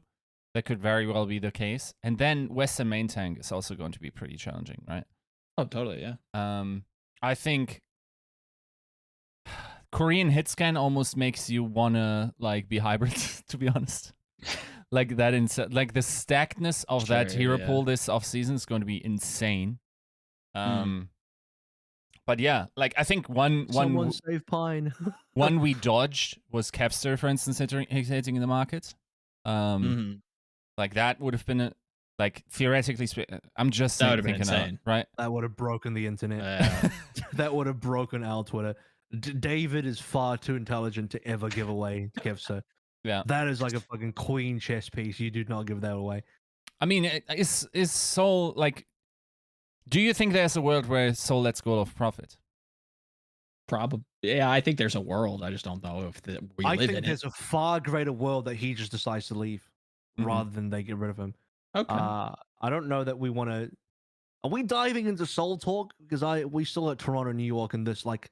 Yeah, let's finish up with Foldums, and then we'll get to Seoul. Sure. Yiska's every episode. Yiska's trying to drag us into the next topic. I don't have a structured mind, bro. Like my mind is not, in boxes, like little tendrils that like just like interweave, and I'm jumping from X, Y. People that listen like just get ADD, bro. Like every self-respecting esports fan. So help me get past Toronto, New York, real quick, and then we'll go to Seoul. Then, so Toronto, New York have blown up their rosters. Is Hisu a piece you build around, or is he being held on for trade value, like we assume Yaki is? I think Toronto probably could build around Hisu, but I think they said as much. Done here. Did they? I think the general manager, I guess owner / general manager. They kept KDG as well, right? I think so. It's KDG and Hisu hand in hand walking into Overwatch 2. I think. Okay, you want me to be inflammatory? I don't think this kid is nearly good enough to build a franchise around. I don't disagree. I don't know what I think that's probably the most likely play, because I really don't know if like he's going to be fans coming after you now. Trade bait. You know what I mean? Like who's really hurting for Hisu right now that you're like, oh yeah, I want to trade Philly for like a piece. It's just like, is it cause there's just like 1,000,001 hit scans out there? It feels like it. I think Hisu's biggest thing. Ons is a fucking free agent. There's so many hit scans. Just it's raining hit scans. Yeah. It's raining men, and it's just all hit scan plays. Shit. the one upside that you have to give Hisu is a Sombra, right? Like, how many other hit scans outside of like Lip can we say that like can compete with Sombra? Not like play, but like actively be good. Can we speculate on why they got rid of Aspire when Aspire was probably arguably their best piece this year? I think he was just a Band-Aid player. Was he also not in the group chat? Is it because Defiant want to go full Korean? Jesus. Yeah, I mean, it has to be. You know, they bend Logics and Aspire, because otherwise I think you keep Aspire. I would rather build a franchise around Aspire than Hisu. Is that a hot take? I don't think the so. only reason you wouldn't do that is if you're trying to go Korean. Yeah. Mm-hmm. Yep. I think the Western market is very untapped. Yes, from what we're hearing, you know, I guess it's not even really early days of roster building, but there are definitely more people doing that. So of course you're going to be competing there. But I feel like competing for Korean talent is probably very expensive on top of like the logistical costs of getting a visa, bringing them over, trying to accommodate them, which you obviously should. I'm not saying you shouldn't do that, but that is, you know, that is a cost that budgets sometimes can't afford. Dude, like, Hisu is the most average motherfucker in the Overwatch League, if you think about it. Is he better than I'm 37? At some things, maybe. Yeah, sure, at some things. What is exactly league average? I don't understand. Like, I mean, just go down the list of players that out like, of are better IBM than him. rankings. IBM never lies to me. Surely they'll tell me who league average is. The problem is, and this is where, like, I'll defend you here a little bit, because I know people are gonna come at you like, oh, Yiska said Make a list, bro. so Make a list. But like, show me your the list. problem with a lot of fans as well is that, like, according to fans, like every dude is a top 5 DPS. Mm-hmm. Yes. So like the entire DPS player pool in the entire league is top 5 to them. Yep. So you know, and you can't have them make a list because they just put them in that list and then they try to argue it. Like they don't remove like their own bias. They're just gonna be like, yeah, Hisu's 5th at that top 5 DPS because I think Prophet's washed and he's not gonna get any better and blah blah blah. You know what I mean? Just like think of the names next year. We have Leaf, we have Flatter, we have Lip, we have Aprida, we have Proper, we have Pelican. Like, I'm already at 6, and I'm like, have I said Prophet? Like, Prophet. You're not even close to getting to Hisu. Glister was a better player than Shy Hisu. is there as well. Shy could pop up next year. We're at 9. Maybe Hisu is 10. I put Kai, on that list, okay, we're 10. Now he's already below average. You got Sparkle yet? Sparkle, okay. Sparkle yet? No, didn't have Sparkle, so he's 11. Oh, he's a He's below on average his toes now. Would you say Doha's a better player? Yeah. Maybe now. not exactly as I guess maybe not this season. I don't know. No, Doha was pretty decent. I'll take a Doha. I take the Doha Sombra over the Hisu Sombra. I'll be real with that. Fair, yeah. I take the Doha package over. Did you talk about Berger and Kefsi? I know there's a rumor about Berger and potential retirement, but I don't know if you included Kefsi in that conversation. So basically, yeah, you're not wrong, but by the time you get down, like, I'd probably take Nero over Hisu as well. I'm going to be honest with you. Yeah. By the time you start getting down the list, like, he's actually below average. Oh no, the Toronto fans are gonna mold. They're gonna mold. Like, technical crouch said that Hisu was below average. So what's? Then you actually make the list. Make a list, bro. Kind of true. When you I literally just said I'd rather have Aspire than Hisu, so he's even below Aspire for me. With that in mind, like, what are they doing with him? Is this somebody who you think really you want to build a franchise around? Apparently. I guess. Yeah. I don't know with this team, man. This is a bizarre team. I don't know. I said it before. Look, KDG crack going on here. Considering I'm already on my dickish bag, let's be honest. Like, I tweeted about it before, but man, is there a more underwhelming franchise than the Toronto Defiant? Yes, like everything that appears very forgettable. They appear to be doing seems to be working tremendously, and I'm not saying that org should change its strategy, because obviously fans love them. Well, okay, there's some certain strategy. You could maybe get more love out of your location, because very clearly your fans love them. You're monetizing well. I don't hate that part of it whatsoever. I'm talking competitively. You are the most forgettable org in the Overwatch League. You had like one run in the playoffs, which was like Summer Showdown 2020. Yeah. Everything else about you is completely forgettable. Even in your You know what's really bad? what? Is that the other Canadian team is more memorable Yes. for bad reasons, but they're more memorable. I mean, also for That's season sad. 2, That is sad. that's memorable.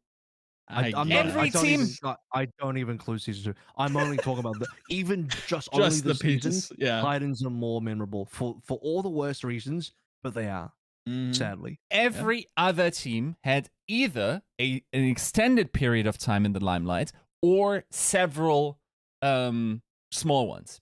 Washington has been shit for longest time. Has also a worse win record than Toronto Defiant. But famously, they at least have a playoff run that was kind of memorable.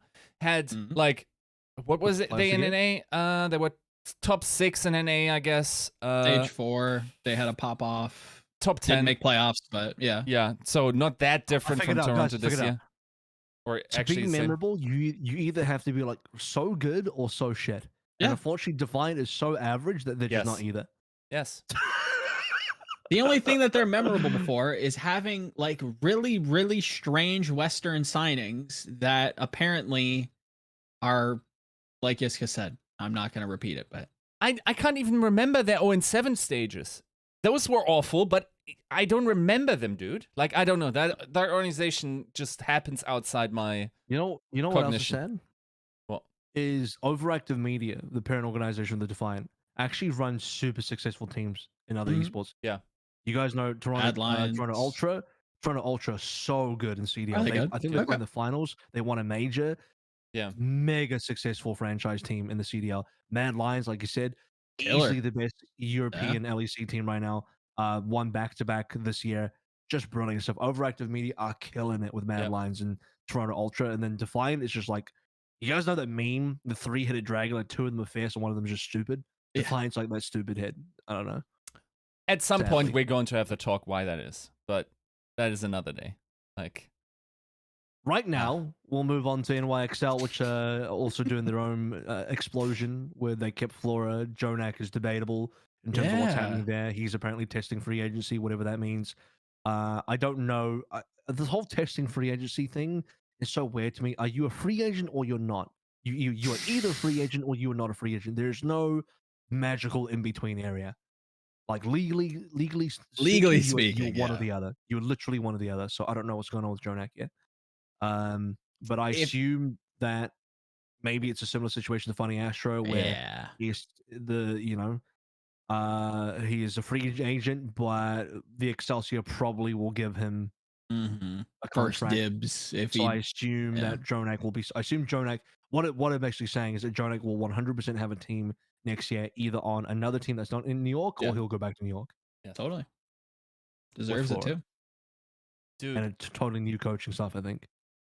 Feather is an interesting one because a lot of teams wanted Feather this season. Hey, you're bigging him up in the preseason. Yeah, I mean, just a ton of teams wanted him and had like feelers out, and then eventually, when it became clear that NYXL was going to stay in Korea, I think that made the call for him. Also, I'm not sure about salaries, but it's attractive. Like for sure, this is an interesting approach. And then Flora and Jonak not being announced to be dropped. That's sort of an indication that they're at least not going full Korean. Full Western. But I don't know if it implies much more here. There's also a question to be had if they will even stay in APAC. I personally don't think they will. So it's interesting for this franchise. I mean, I feel like everything the NYXL does is very well thought out. Unfortunately, rarely like comes to fruition to the sophistication of their plans.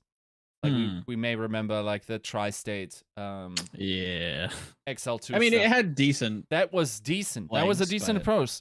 The problem was that like it wasn't really sold in the way it was. I remember, was Mirror one of them as well?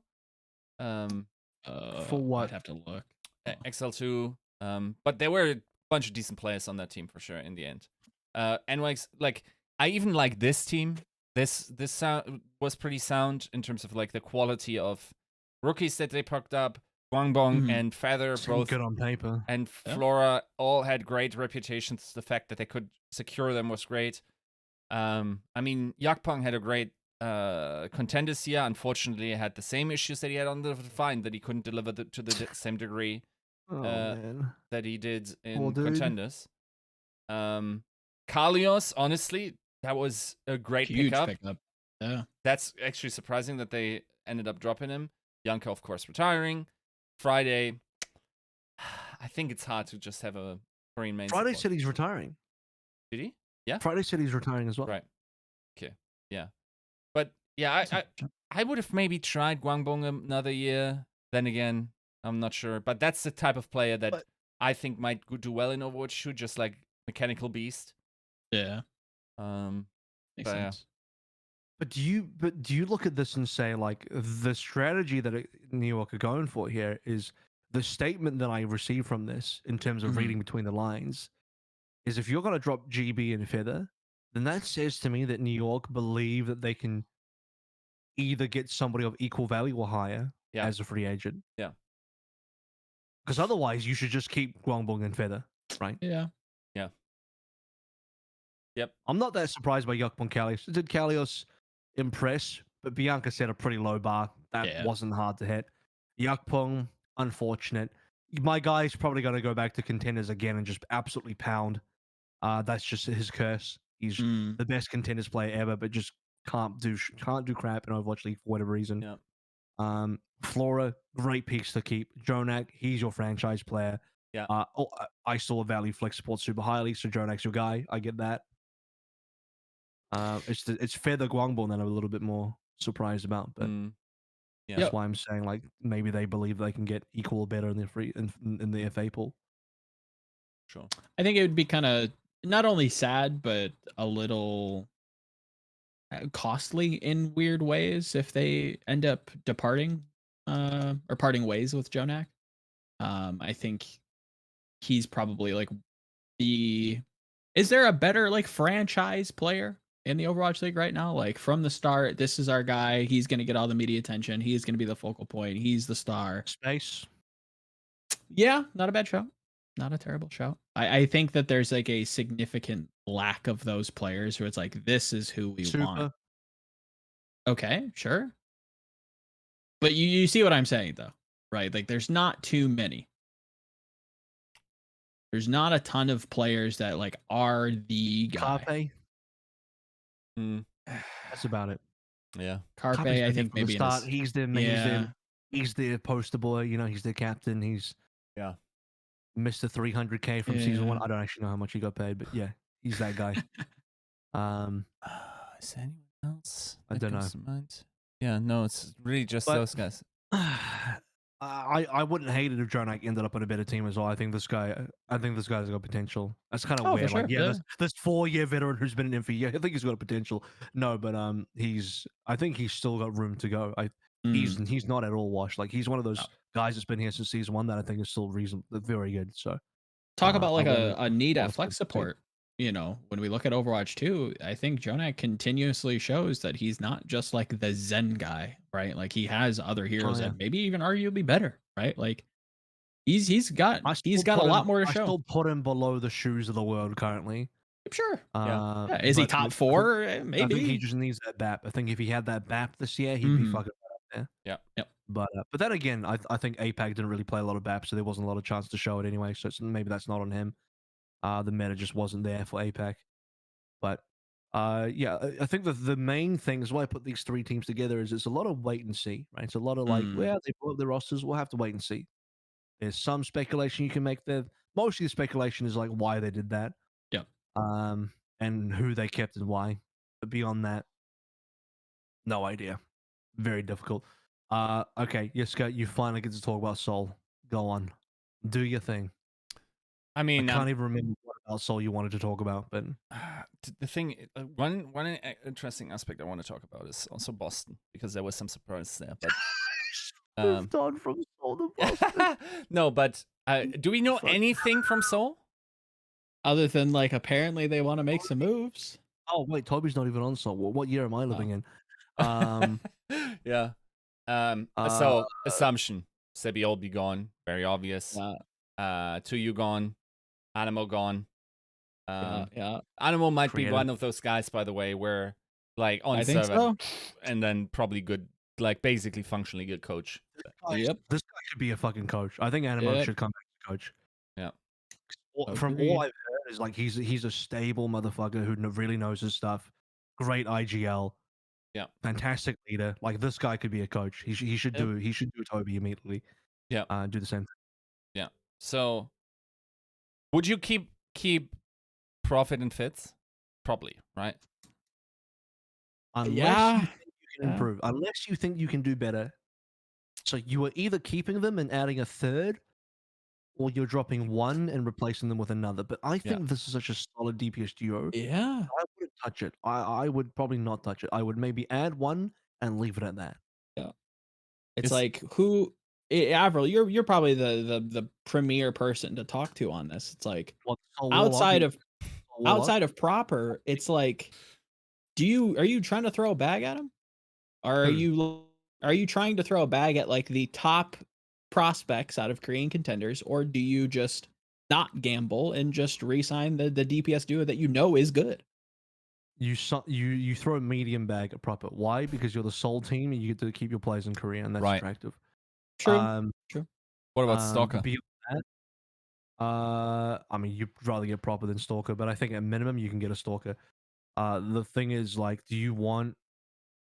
Can I be real? Like, I think there is some fan narrative on certain Korean players that I just don't necessarily agree with. Everyone's like, "Oh, this player." I'm like, "Bro, I casted this player for like 2 years. I don't know. We're like watching different things here." Right. And I think Stalker is great, and he had a second place in Gauntlet last year. But I can't blame him too hard because Overwatch is a team game. But Gen G shat the bed this year. They didn't make it back into Contenders Korea Season 2. Yeah. And their players just scattered to the forwards, except for Stalker. I don't even know what he's doing right now. He's just chilling on Gen G, doing nothing. Waiting for Overwatch 2 probably. But he was like fantastic tracer player. Rest of it is reasonable.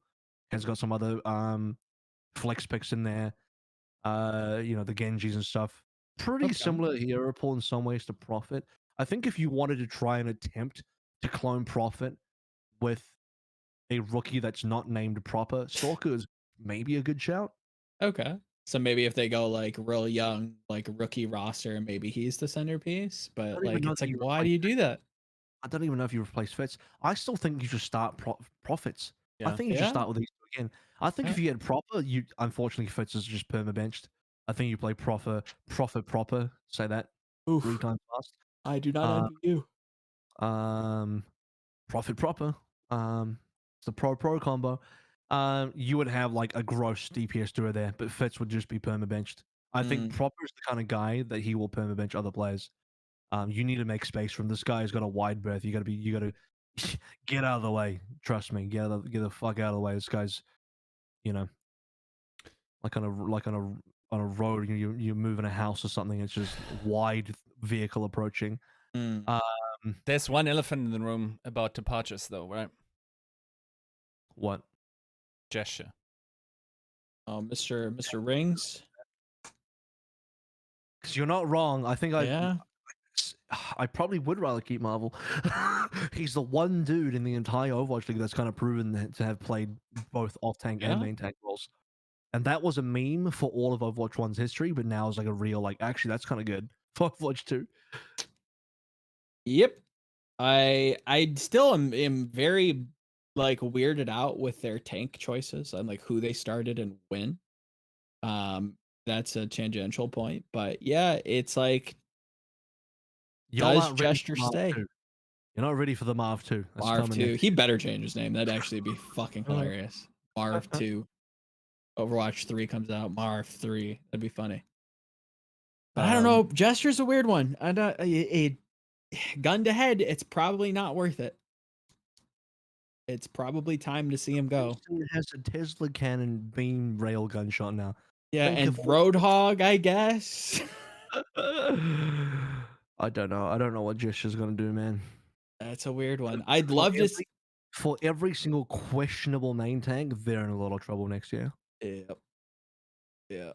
He's got some upside, but it's like, does Seoul want that? Probably not. Is there another team that wants it? I don't know. I really don't know. It is too early to tell. I don't think he's just like put him on the Viking ship a la Miro, but he's getting close, man. It just isn't gonna cut it anymore. The Winston is all right. The ball's absent. Like, do we want to address some of these other like teams that are kind of in the middle of some stuff? sure. Gonna I rattle through actually some of them. bring attention to. I want to pivot to Justice actually.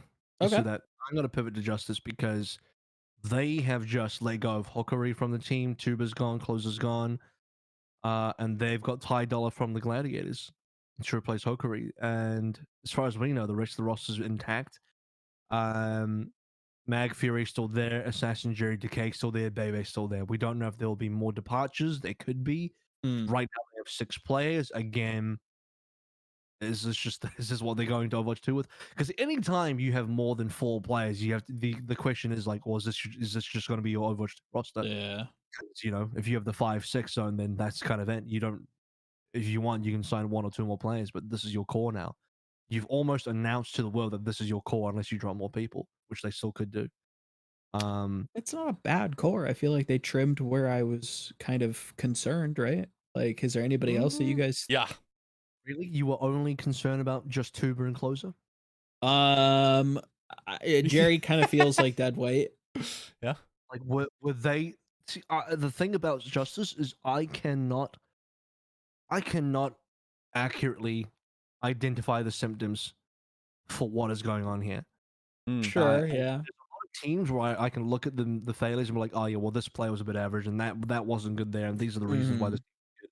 For Justice, I'm a GP that's about to send you to a specialist because I cannot identify what the illness is here. That's fair. That's fair.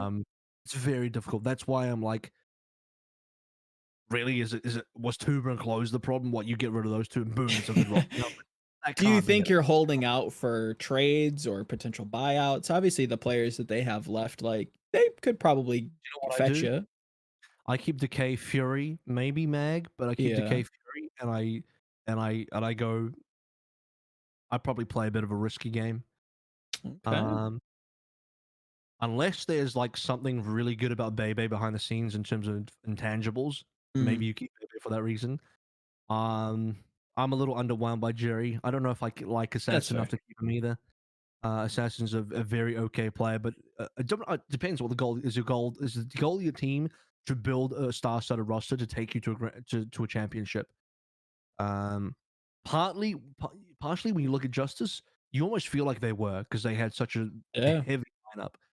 But if you are trying to build a championship roster, I think you have to bend Assassin. You have to get someone that can be a better duo for Decay. And then you have Fury just go crazy on all the tanks for Overwatch 2. Hopefully, he's a good enough player to do that. I should be able to trust Fury. Yep. And then you find some good ass supports. I don't know. I don't hate that. I don't hate that at all. Yeah, I think it does come down to like what the vision is for the team. If you want to go for the win at the end of the season, then yeah, a lot more changes need to be made. And yeah, I would tend to agree. They got Ty Dollar. He's not a cheap coach. Sure. Ty Dollar to win. He was on Glads. He was on a championship potential team. I don't know. My speculation is that Justice do want to build a championship roster. I mean, if we're playing with that, then yeah, sure. We got to keep cutting. Ty Dollar, unless you were trying to go for a championship roster again. Has to be. Yeah. Is Ty Dollar your guy? I don't know much about him. I've only heard good things. His track record looks good. He won at the Roger Charge when they were good. He won with Gladiators this year.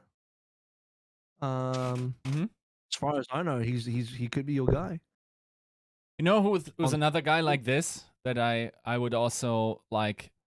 Okay, 200 of you guys watching right now are in some capacity in Overwatch League. Don't you even deny it. And if you're a guy looking for a strategically minded coach that is super smart about it, Moby Dick is right there.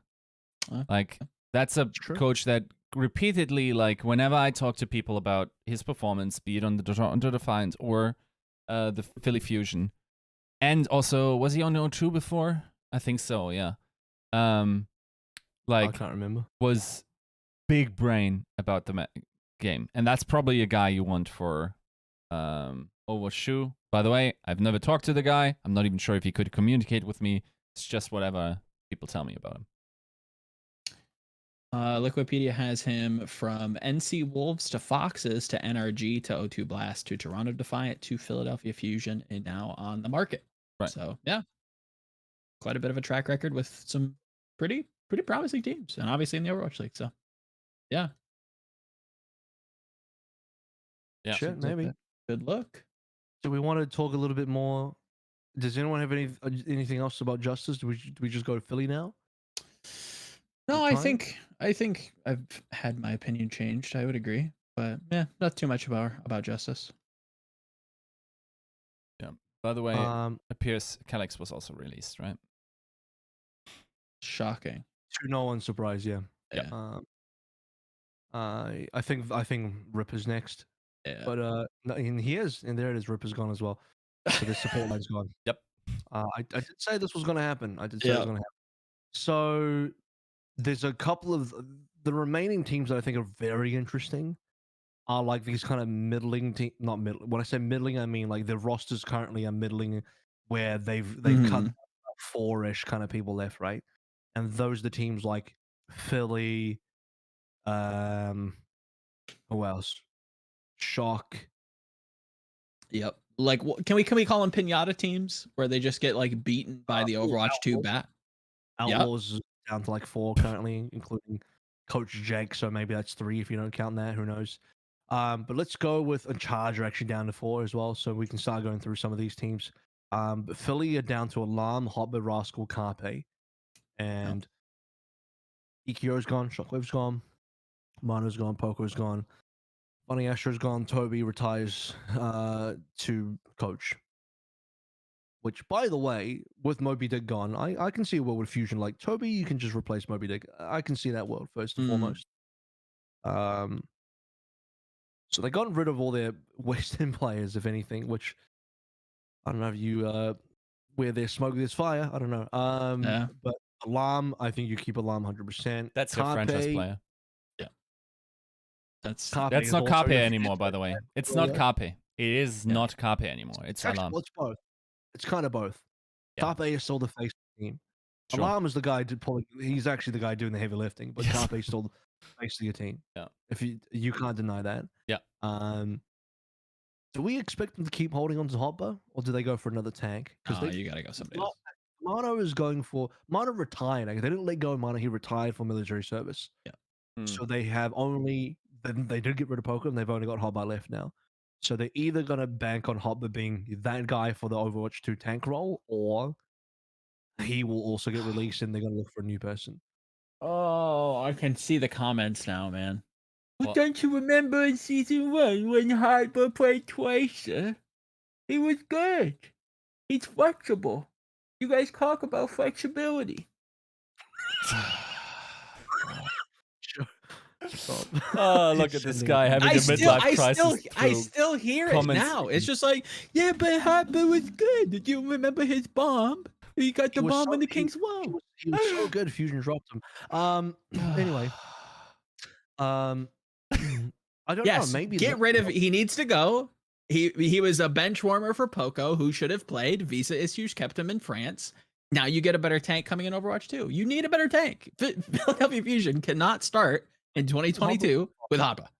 Fusion's another one of the. No, I lie.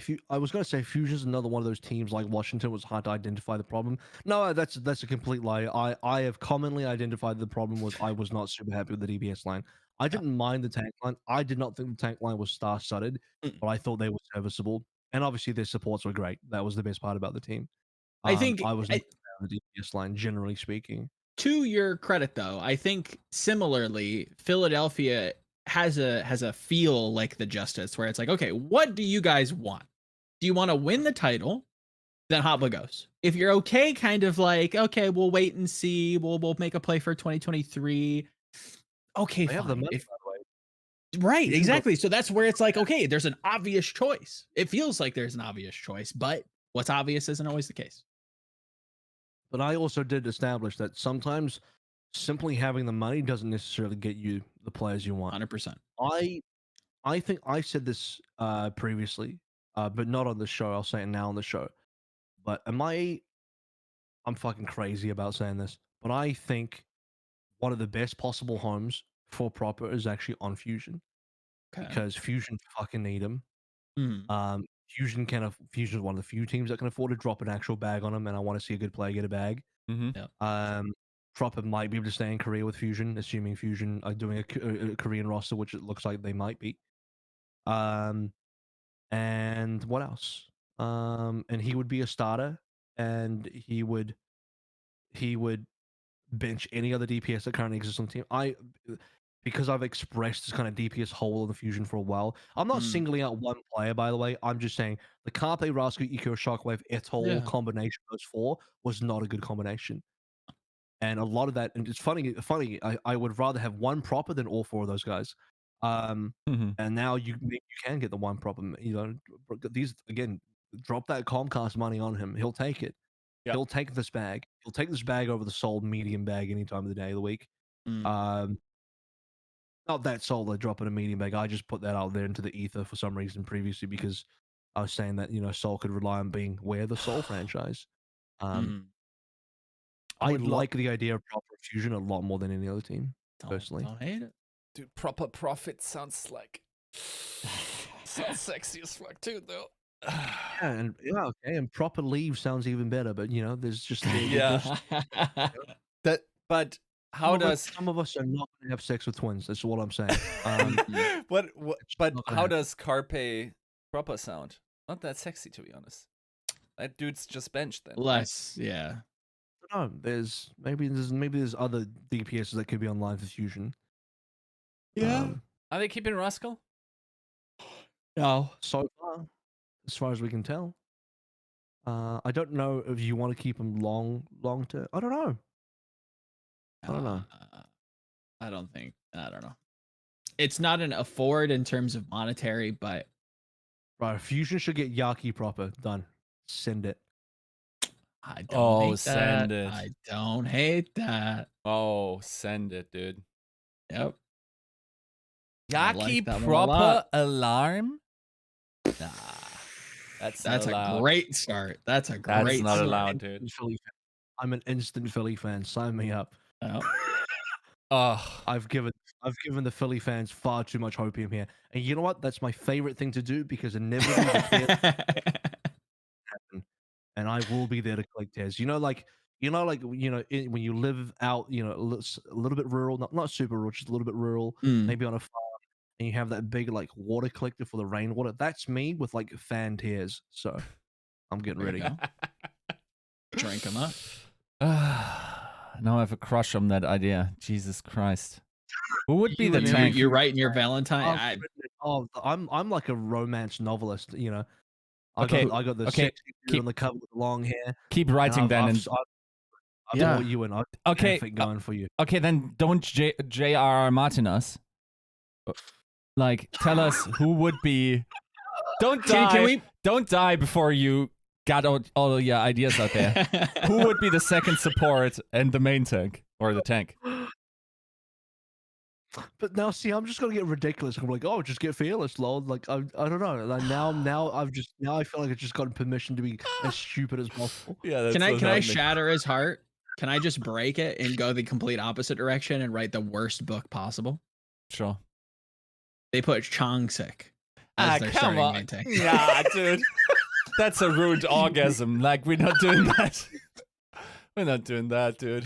And then they pick up Nuss as coach. It all comes together. It's all perfect. Nah.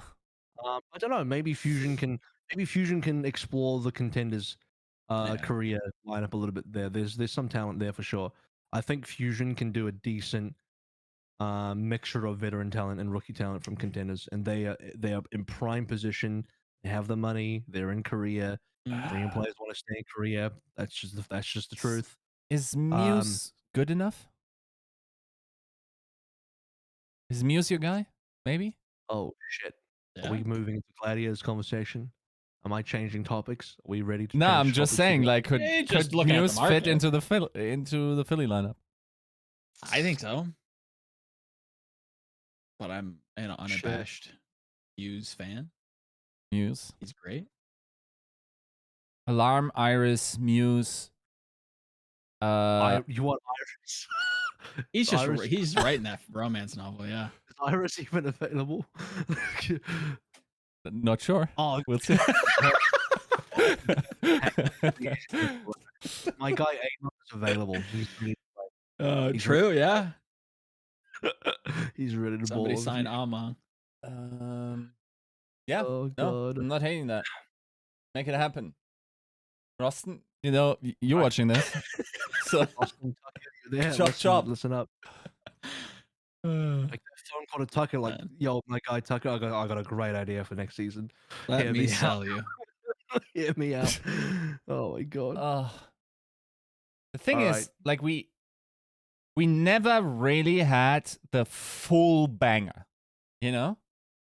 Did we? Was it like a team where we Shanghai is close, right? But Shanghai didn't feel like the full package. Banger. Yeah, I like all 6 pieces You know, of the starting lineup. now they do, but at Inception, you're like, is Fake actually really that good? And like, you know, you have that voice in it. Is that your like, Redditor voice? Yaki, how good is he really as a flex supporting? You know, you have that little voice. The Valiant never started him. How is he going to be good if the Valiant never played him? Yeah, you know, at conception of the lineup, you didn't think it was like a super duper team. Izayaki just ascended to stardom. I mean, if you had to bully one person and you had to like really pick a flaw, sure, I guess. But outside of that, you have to again crack out the yoga mat, go into like downward dog to find a flaw with this roster. You had to stretch. Can Lee Jae really play anything else solution?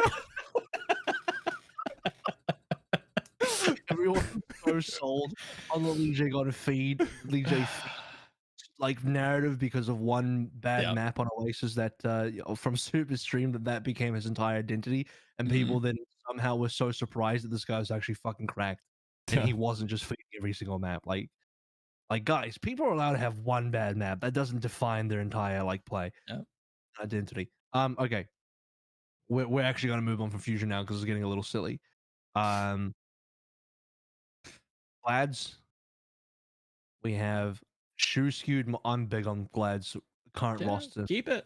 Shoe Skewed, Moth Space. Change it. Yeah, and Birdring is not up. No, Bed. Oh yeah, okay. That's not officially right. Question mark. We don't know. We don't. There's rumors. Right. We don't know what's actually happening. True. Birdring's a question mark. Shoes. Maybe they keep all 3 supports. I wouldn't be mad, but I 100% keep Shoe Skewed. Yep. As far as I can tell, they are committing hard to Space Kevster as well, which I love. Kevster, like I previously mentioned, he's your queen chess piece. That guy's right there. Space is one of those another example of a team opting to go for an off tank that you keep rather than keeping a main tank. I know it's sad that they got rid of Muse, but if we're looking at building a roster that is going to be a little bit more focused, if you keep Muse, likely Muse is the bench player for Space. Space is your number 1 option anyway. I think Gladiators just tore that band-aid off and said, fuck it. Space is our guy. We're just going to do it. Mirror God, I like Chris a lot. I like Mirror, but I think the roster, I think there's a chance Gladiators could either get an upgrade here, equal upgrades, and other ones like, you know, at minimum equal, if not upgrade. Otherwise, if Birdring ends up staying, Birdring Kevster is still an incredible duo. If this was their 5 or 6, if Birdring Kevster Space Moth Skewed Shoe was legitimately their 6-man roster going to Overwatch 2, I don't hate this. I think this is a great roster. Yeah. Not bad. Dude, not bad at all. I am thinking though, Mirror should should be pretty high demand, right? Because I'm thinking about Mirror. Like, I'm thinking about the domino effect of Western Flex DPS this offseason. Yeah. And there's at least like 4 or 5 people he should have been ahead of this year had he been available. I'm not sure how much is going to retire ahead of him or how much like is going to come up from contenders, so it's hard to evaluate, but I would be shocked if Mirror wasn't going to find a spot in the Overwatch like next year. Yep. With how many teams have either said publicly or are reported to be going Western, and maybe even more than that, yeah, I would agree. Mirror probably is on a team. But is this like a Mirror to London kind of thing? You know what? Like, I don't disagree. He probably finds a team. But what is the quality of that team? Like mid pack, like it sounds like a Mirror to Paris or Mirror to London kind of deal. Or Mayhem. Yeah. If the rumors of a Western roster are true, Mayhem maybe, right? Even though they would probably more look at the Wub, maybe more likely. By the way, this is me like tea leaf reading, but yeah, that's like I don't know. I think Mirror still has probably a couple of slots, especially with, for instance. Can I? Yeah. Yep. Can I suggest Mirror Dante? Don't hate it. Don't hate it. Would you be okay with like a third for like just specific hit scans? Well, that's what Happy's there for. Okay. Yeah, I'm very big on that. I love that. Like I said, man, I'm a fucking goated romance novelist right now. I'm just fucking printing this shit right off the shelves. Yeah. I do not. No, that's a good. Mirror is a weird one. Mirror, like you do not find players that have the same hero. Like he is a unicorn of a hero pool. Yeah. Like there are not many. I don't think there is anybody that can really. Well, okay, there is, but. And he's so explosive, dude. Like he's like Western Sparkle. Not of course. Like kinda, you know, yeah. You know what I'm saying, right? I'm not saying he's as good at Sparkle, but like, and he doesn't have a tracer yet. But yeah, like a weird hero pool, and that weird hero pool Sparkle's just kind of written the blueprint for. Like, here's how you play my weird hero pool. Yeah, and if maybe other people can do it. Yeah, no, for sure. I'd look at this guy for sure. Coming in, I think there's even a possibility. Okay, might be super weird. But there's even a possibility where some DPS players would pick up some tank choices. Yeah, and he's got the Zarya. He actually has tanks. Yeah. Bro, Mirror is actually hardcore flexible. I just remembered he also plays tanks. Yep. Holy shit! I think I've already said this. I'm pretty sure I said this already. But when we were talking about like theory crafting for how you should build a team as a GM, I did say that I think you may want. I would probably build 3 DPS, 1 tank, 2 supports, right, with a 6-man roster, and maybe my 3rd DPS could also flex a tank. I did say that. Yeah. And Mirror would be your guy to do that if you were going to go in that direction. Yeah, for sure. No, I think it's also. I'm a little scared for Mirror as regular starter always. But I think he's shown enough quality as a Joker to demand like a starting position over the entire season. I would love to. For anyone that thought you just said he was a Joker, but yes, like a Joker pick, someone that comes in. He's a bit of a wild card pick. He's a bit of a Swiss Army knife in a way where he's the perfect player to fill very unique and specific holes in your hero pool for your starting roster. Unfortunately, someone like him kind of gets relegated to substitutions and benches a lot, but he's like, if you were going to pick a bench player, I think Mirror's your perfect bench player because he can just fill these random holes that a lot of teams could have, and that just rounds out your team perfectly. As far, I'm sure he would love to be a starter, but his unique hero pool and flexibility just kind of fills that position to me. The only other thing to touch upon for Gladiators is Muse. But I think Muse is just a victim. He's collateral damage of main tanks being cut from rosters and teams deciding to stick with off tanks instead. That's what I think. For sure. Yep. Pretty much. I think he probably can fit within some of the teams that have a little bit wider budget that want to kind of build out a tank stable. I think he would be a great pickup. Probably isn't going to start 90% of the time. But I think that's just the bullet that tanks are going to eventually have to either overcome or be shot by. Where, like, yeah, you can be the sometime star, but as like Yiska said at the start of the show, we get more talent that are kind of born within Overwatch 2's life cycle. They're going to be asked to play everything. They're going to have to play everything to kind of rise the ranks. Those people are going to kind of get, scooped cream of the crop style and slapped on some of these teams moving into the future. So it's kind of not easy streets for, people like Muse, people like maybe like a Gesture that, don't have the flexible hero ocean that you kind of need for this role. Let's move through quickly. There's just a few more teams I think would be really nice to touch up on. Already kind of teased, but Outlaws. They've kept 4 players: Dante, Happy, Piggy, Jake. And as I said, another example of a team that's been their main tanks in preference of keeping their off tanks. So both Dreamer and Django are out. Dante is 100% a guaranteed stay. If I land on one player on this team, I land Dante 100% of the time. I'm not 100% on Jake just yet, but then again, I did say that a 9-head way to play Overwatch 2 would be to keep a coach and who is also a player at the same time for that kind of extra value that's rare and difficult to find. So maybe that's a good reason for them to keep Jake, and I can see that and I can agree with it. I'm a little surprised they got rid of Crimzo. Maybe they feel like they can get a maybe they're looking for a Korean flex support. But I think Crimzo is the number 1 pick for a Western flex support. So I don't know. This kind of, if we're gonna read between the lines, I think this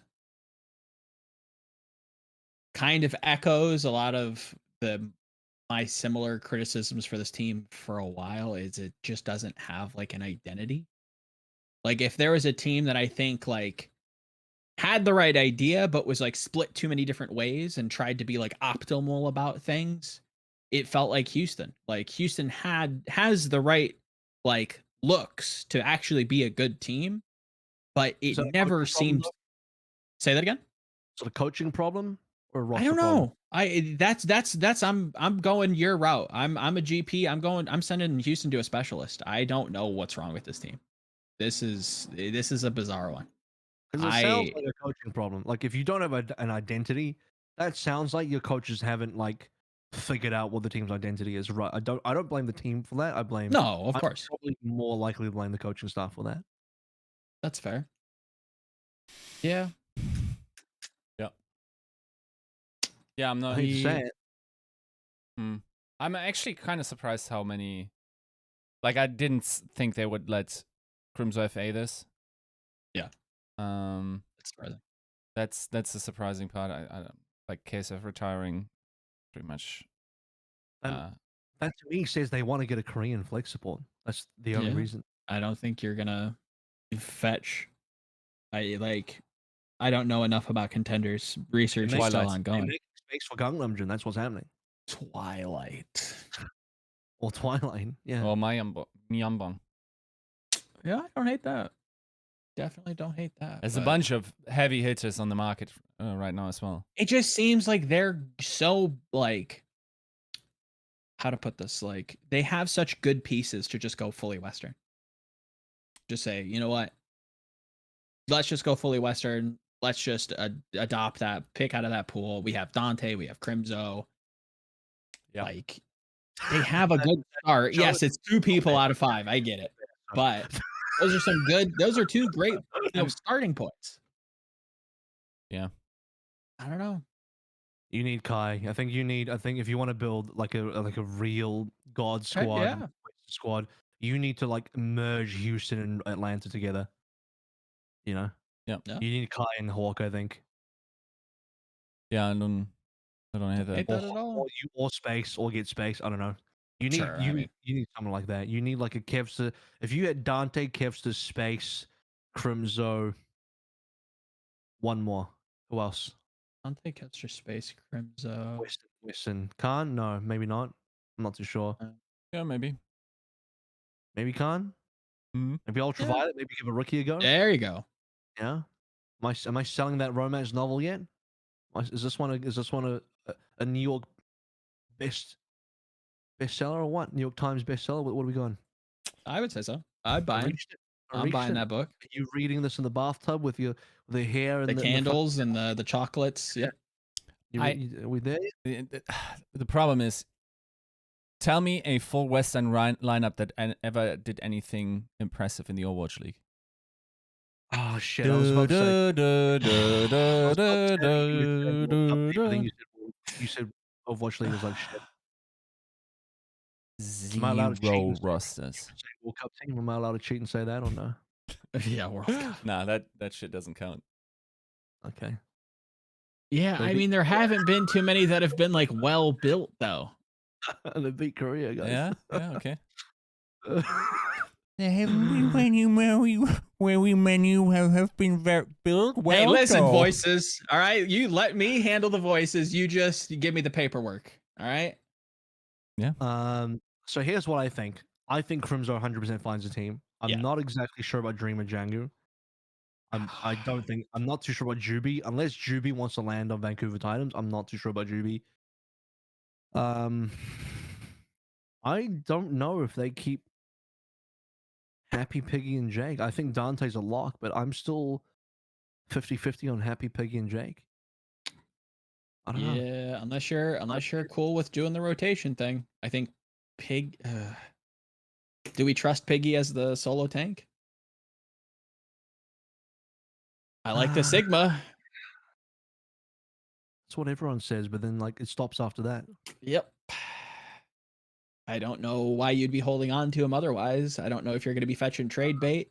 Like, nah, I don't know. It's a weird one. Trade bait kind of means that you believe that he'd be hot property. Wait, for other right? teams. Yeah. Just don't see it. Also, London Spitfire just got rid of Fisher, the head coach. So that's another update in London Spitfire. I'm gonna move us on because we got a couple more. We haven't talked about Shock yet, which is a big one.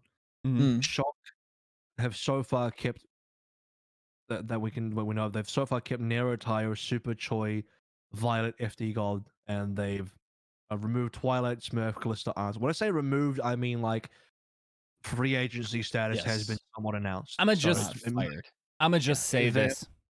But if you keep Tayo for another season, he has to become your team mascot. That's a rule. you gotta make him like you gotta get costumes of him, mates, and like you gotta put him into the Tayo costume. Like, what are you doing? Like, has this played in official yet? One, right? Like one app? Yeah. Yes. He played so much, bro. Yeah. He played this year, and did he play last year?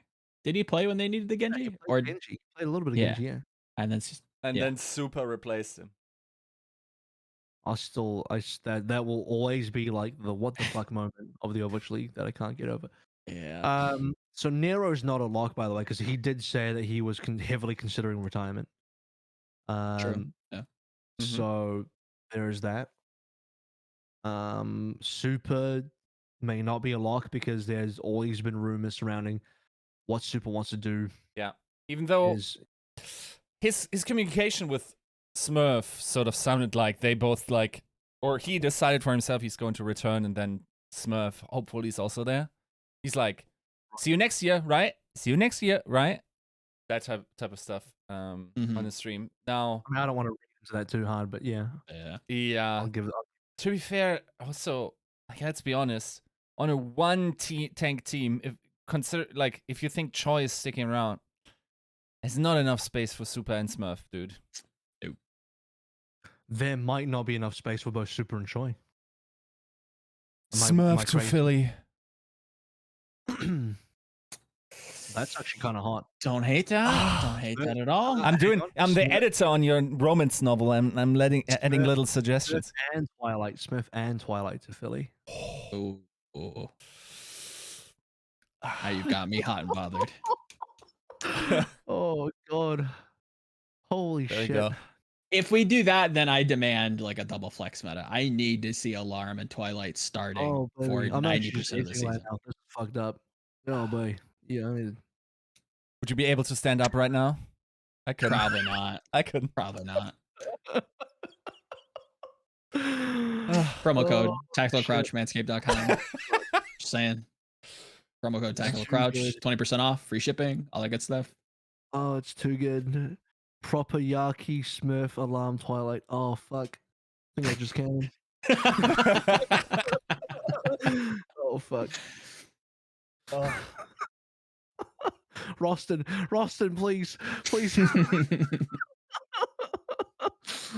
Oh. To be fair, like other stuff like proper to Dallas is already pretty hot. I gotta say. yeah. Rip Doha, you had a good run. Pretty much, yeah. Unfortunate. You can keep Sparkle company. That's fine. Yeah, Doha will be there for mental support. I promise you. This is the thing that people need to understand. Whatever team Proper lands on, he's gonna bench whoever the fuck was there before him. If there's anybody there to bench. I fucking love players like that. You know, like basically where it's unarguable that this kid will hit the Overwatch League and is very likely going to be the best player in the world. Like almost immediately. Yeah. Unless it's lip or leave. Like People thought I was big on leave this year, and I'm Josh tells me I'm big on leave, but there's a Korean prodigy who's not even 18 yet, who's literally but in Korea. He's coming. He's coming for everybody's positions. It's crazy. But yeah, I don't know. Shock are in a interesting space because I'm super still in flux. I don't know. I don't know what his situation is, and I still think. Look, I think Shock are a team that can afford and will want to keep both Super and Choi. You want to keep Super for the brand and PR, Yeah. if nothing else, even if he doesn't play.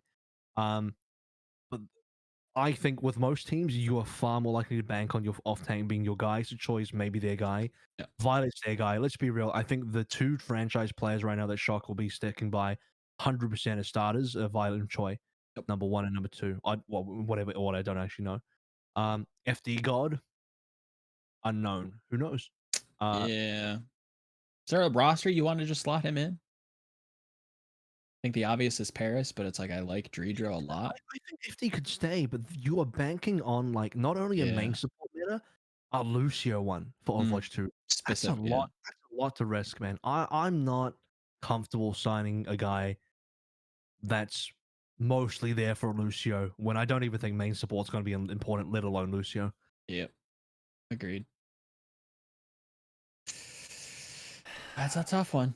That is a tough one. I think I want Ons back. No, that's not crazy at all. I I think they have to be very particular with how they use him. I think him and Super probably feel like great bench players, and I know that's going to come off with like the wrong connotation, but I think it's very clear that like from the way that Super has communicated, like he's coming towards the end of his career, he kind of wants to like chill out a little bit, maybe not necessarily take practice less seriously, but you know he wants to ease off the gas. Maybe chasing a championship isn't in the cards anymore. He just doesn't have that kind of stuff. Obviously, still can compete. Obviously, did so this year, but maybe playing a lot of the main tanks that have been very, prominent without Overwatch's life cycle, sitting on the back burner, filling in where Choi kind of can't necessarily, improve as quickly. Makes a lot of sense. I think Ons can be that kind of player. I will say that to be a competitor at this level, especially someone with 2 chips, you are never comfortable with just being like someone that just drags their feet while everyone's working hard. And maybe that lights a fire under him and he comes back even stronger. Like as a pro, he'll actually give it his all in scrim and all do all that kind of stuff. The reason why I want Arts back is because I think Hitscan could be good in Overwatch 2 with one less tank and one less shield, and what shield there is lower as well. I think Hitscan can pop the fuck off. I think Hitscan can have you can have a really good Hitscan meta because of that. Yep. And you unleash Arns back onto like a heavy Hitscan meta. Oh, that is a recipe for a big W. Yep. Agreed. And even if it's not, it's like I think it would do good for not good for him, obviously. I don't know what his, why or what's going on behind the scenes regarding him. But I think not having again that foot on the gas is going to be very healthy for a lot of players, whether they like it or not. I don't think that just pedal to the metal is where some of these players need to be, and maybe Ons is that player. I don't know. Could fit in a rotation. I'll say that. I've just seen Ans, we all have his potential. Oh yeah, without a doubt. And like, if he does anything like that again, it's over. Mm-hmm. It's over. Like that's fucked up. Like, you get a Widowmaker that just instantly deletes people, it's done. Yep. So if that version of Ans ever comes back, it's the other teams have no chance. Yeah, I think Shock have some decent pieces. I think Violet's sure. a really great piece for next year because he can play so much. He's played main support, like support. My guy dropped in a little bit of EPS as well. Leadership figure on the team. Yeah.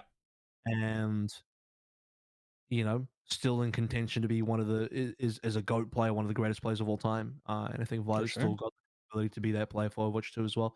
So I'm really happy about Violet Choi as a strong baseline, and then you add Super and maybe Arns into that and see how it goes. Maybe you retain Twilight. Smurf is probably gone. Let's be real. If they're keeping Choi Super, Smurf is just not going to be there. Still finds a home though. 100%. I think he will. That's going to be that. Now, with a very limited time, there's only a couple more teams that are worth talking about. The reason I say that is because there's a lot of teams that have just retained pretty much the whole rosters. I don't know how interesting that is. Maybe I'll just do it like a real tiny bit, like a couple minutes at the end for that. But the only other teams that are super interesting in terms of the roster are the two Zhou teams, Charge and Spark, and then Boss, and that's it. So maybe we just cap it off with that. We cap it off with the double Joes, with Joe in our podcast as well. So the triple Joes, and then the Boston Uprising. So as far as the Joe teams go, Joe, kick us off. We got Spark with Shy, Gushui, Architect, Bernard Liga, and Charge with Eileen, Choi, Rio, and Krong. Different choice of Juan. Where Simon Sue's gone, probably not the biggest surprise. Coldest, IDT, Mika are gone. Now, if you are Spark and you are going for a Chinese roster, it is weird that you bin your two Chinese supports unless you believe there are better Chinese supports coming up in contenders that you can replace them with. Yeah, that is a little bizarre. Kind of, it's strange that they kept him, or specifically like Coldest, for so long, and really never activated him, I guess is the way that I'd put it. The pieces they've kept make a lot of sense. I think Bernard and Liga are great. I think if I had to guess, I think Liga's probably going to move teams. Speculative, of course. I think there's one fully Chinese team that could use his services quite heavily. Oh. That being the Chengdu Hunters. I'd love to just see him move over. I think that trade's great. Or not trade, but move. And yeah, the rest of it is a good base. To kind of build from. Joe, that is only if Hangzhou Spark will allow that to happen. They own that contract. Yes. And will they give Liga away to Chengdu? I'm going to say probably not. So, yeah, competitively minded, probably not. All that sounds like a great fantasy. I just don't think Spark will let go of that contract to one of their rivals. When Liga could be one of the good pieces of their team, especially if they want to go full Chinese, which does mean that Burner and Architect are probably gone if Spark are going full Chinese. That's the good thing about the direction they've gone. They have a lot of talk about optionality. Like they have a lot of different plays they could make. They could go fully Chinese. They could go fully Korean. They could do a lot of different things.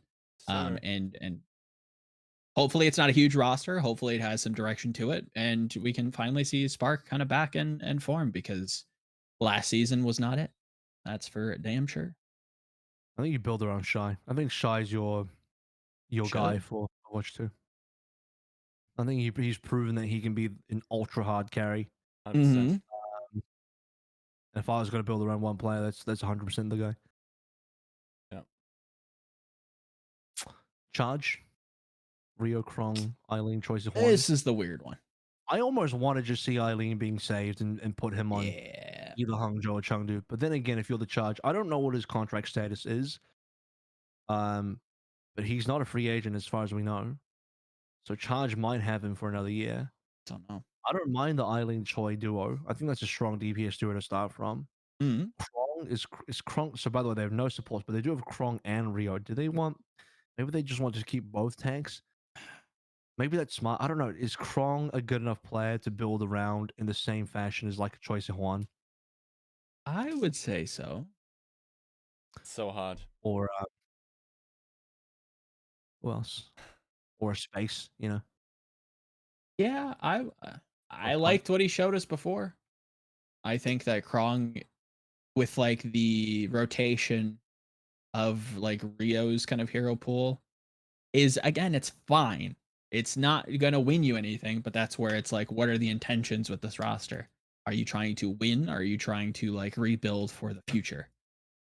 This to me, if they continue with this moving forward into some of these deadlines coming into January, this to me feels like a building for the future. Let's try to find the right core and then use that to try and make a play for a championship at a later date, which I don't hate, but it's tough to discern from the decisions that they've made in the past. I'll put it that way.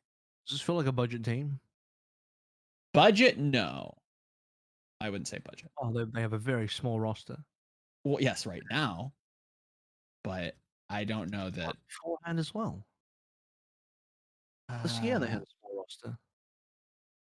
Well, they had 8 people. I don't know. Is that small? It is and it isn't. It feels like it's just average. It's just like that's just the norm.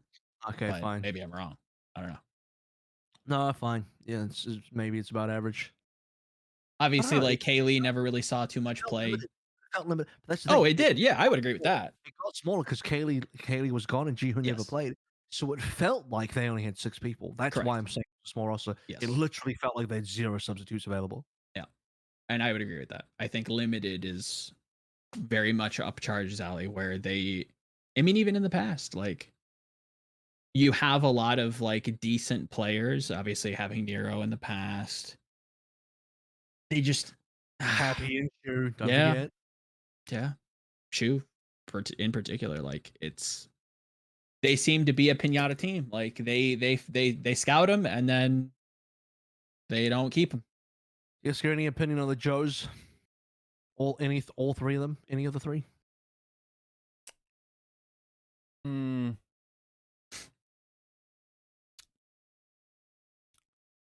I think it wouldn't surprise me if both of those teams were part of the roster building scheme shift. Let's say that. Okay. I think Wang Zhao, like as per Eddie, I think they've realized that it's probably hard to compete without spending. Not sure if that logic upholds. Sounds like something that should be pretty obvious, but anyway. Yeah, I think they looked at. Okay, so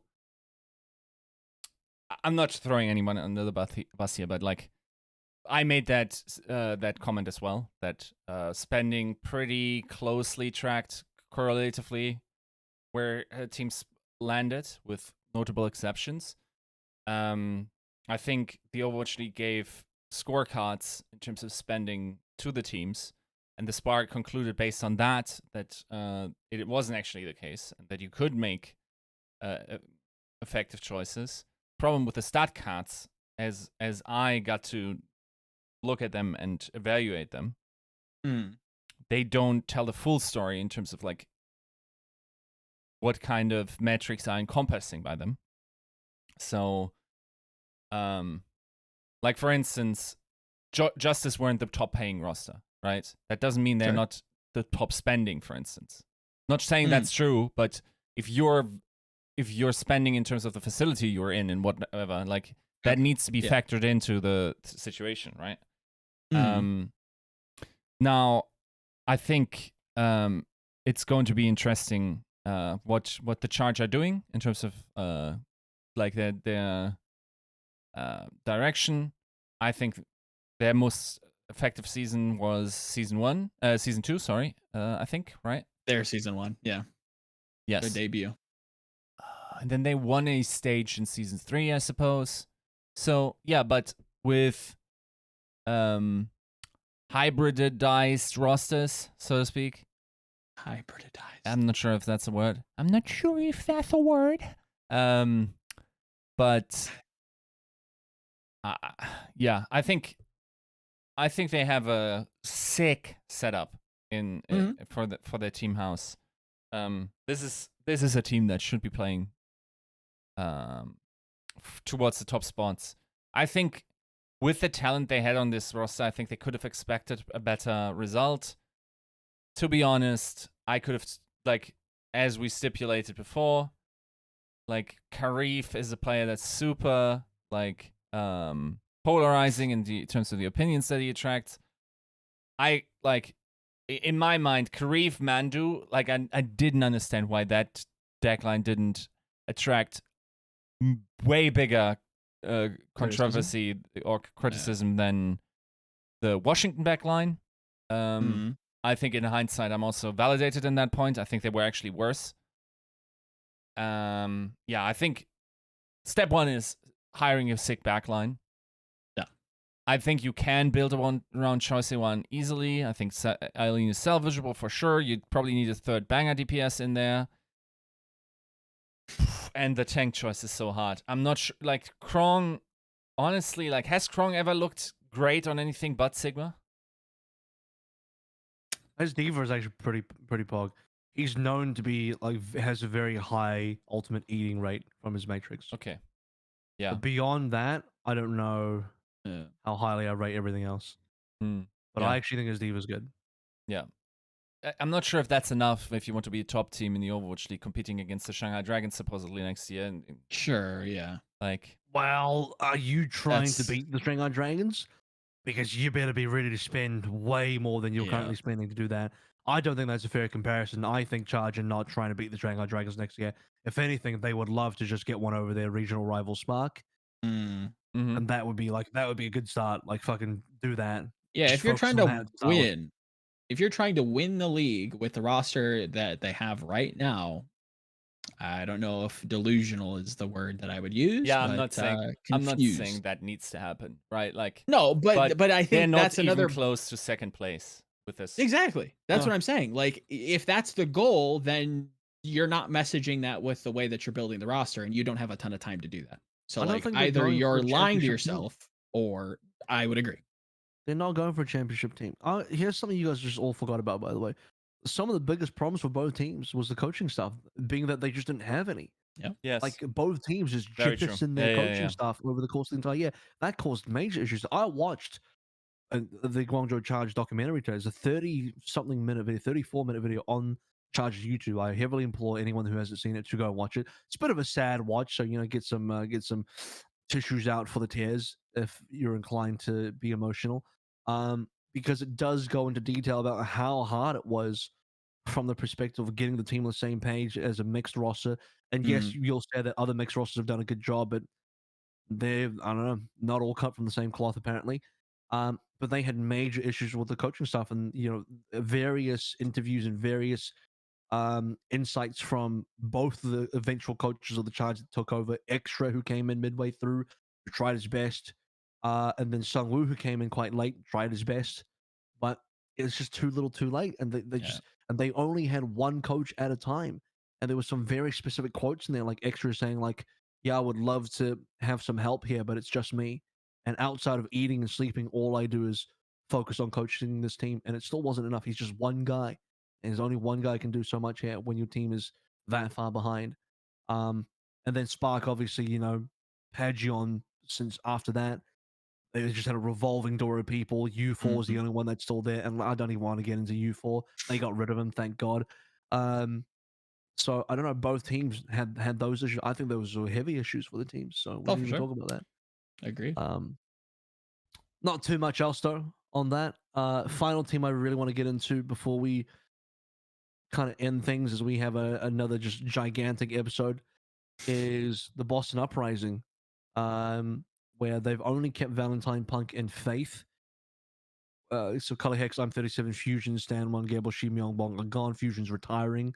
A couple things. One, another team that's just opted for an off tank, but they kept Punk over Gable Shi, which should tell you a lot about how things were actually going with the team and who they valued and who was actually performing well. the slight OCE bias in me says yes, go Punk, let's go baby. But at the same time, is like I think he's actually a massively underrated player, probably one of the most underrated players this entire year. Keeping Faith over Myeongbong, a little bit interesting for me. Valentine, I think, is a player that you could probably build around. Is he a little bit middling? He's kind of like a Hisu, but dude, if Toronto are building around Hisu, I think Boston can build around Valentine. It is Boston after all, and Boston are going to have some limitations with budget and whatnot. So we'll see. Yeah, I mean, I would agree. I think that Punk made a significant impact on the team. Was it last year that he came in, or the year before? I think it was last year, 2020. It was correct. Noticeably different. That you saw a big uptick in Boston Uprising. I think primarily from his Sigma. In this season, he's been an absolute stud on a number of heroes. Yeah, I think he deserves to be the focal point in this team and can be. We'll see how the rest of it goes, if that makes sense. Yeah. Nice. Yeah, it's tough. I think that he's another one of those players that I'm like, I have a pretty big bias towards like single language rosters, if I'm going to be completely honest. So I would love to see Punk just in a Western roster, not too dissimilar to how I feel about like Houston, let's say.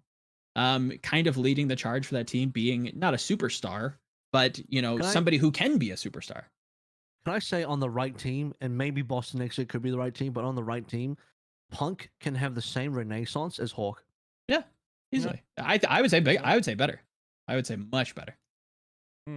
Hawk is pretty good, dude.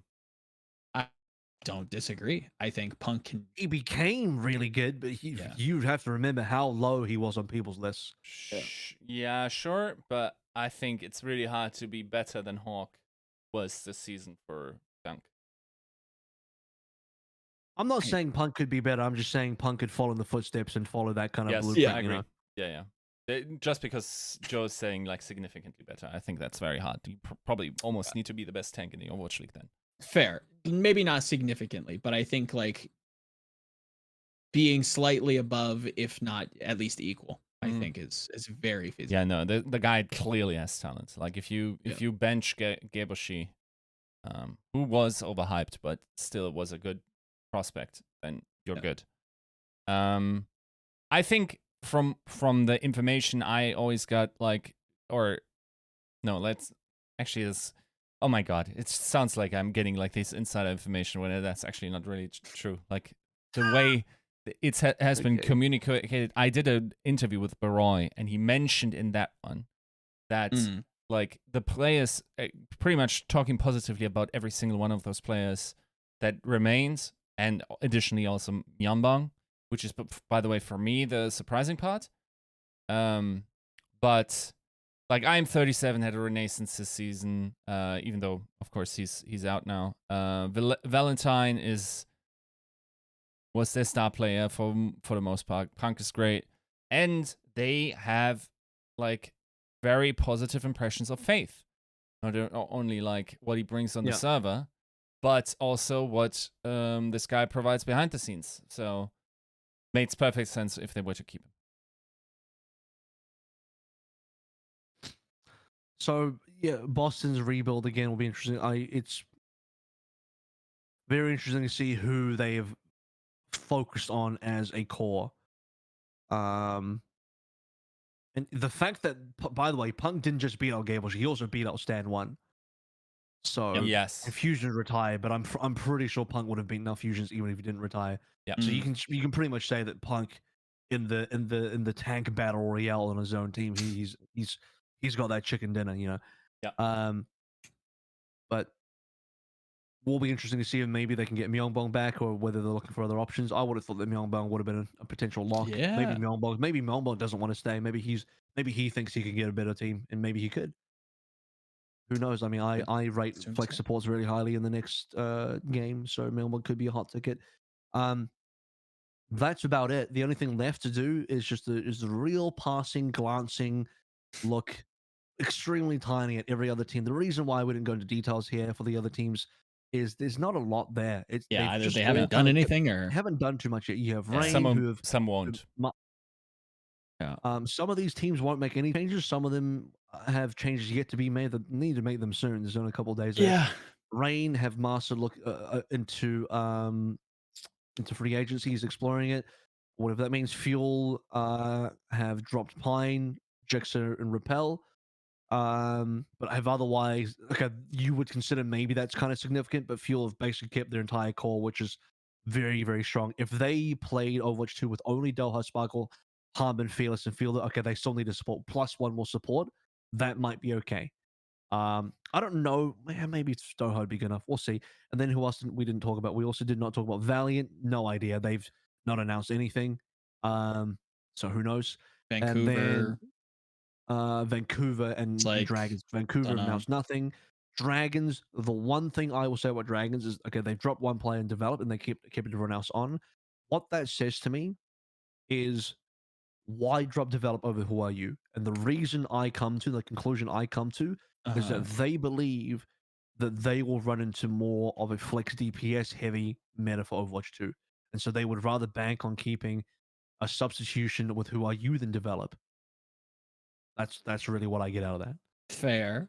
Now, can I help write the fusion romance novel?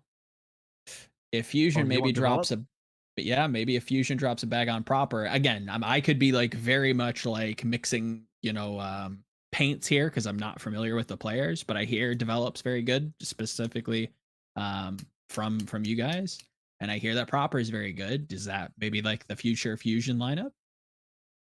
Do we hate that? Proper being very good is like way ahead of any talk about develop being good. Develop is Okay, good. Proper is unbelievable.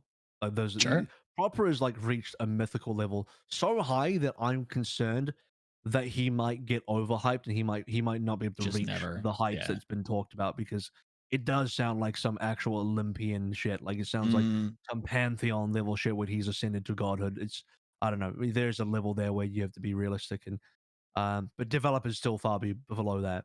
okay. Uh, Also, I forgot to mention this, but Shanghai Dragons also dropped J Fuel Dongsu in terms of their coaching lineup.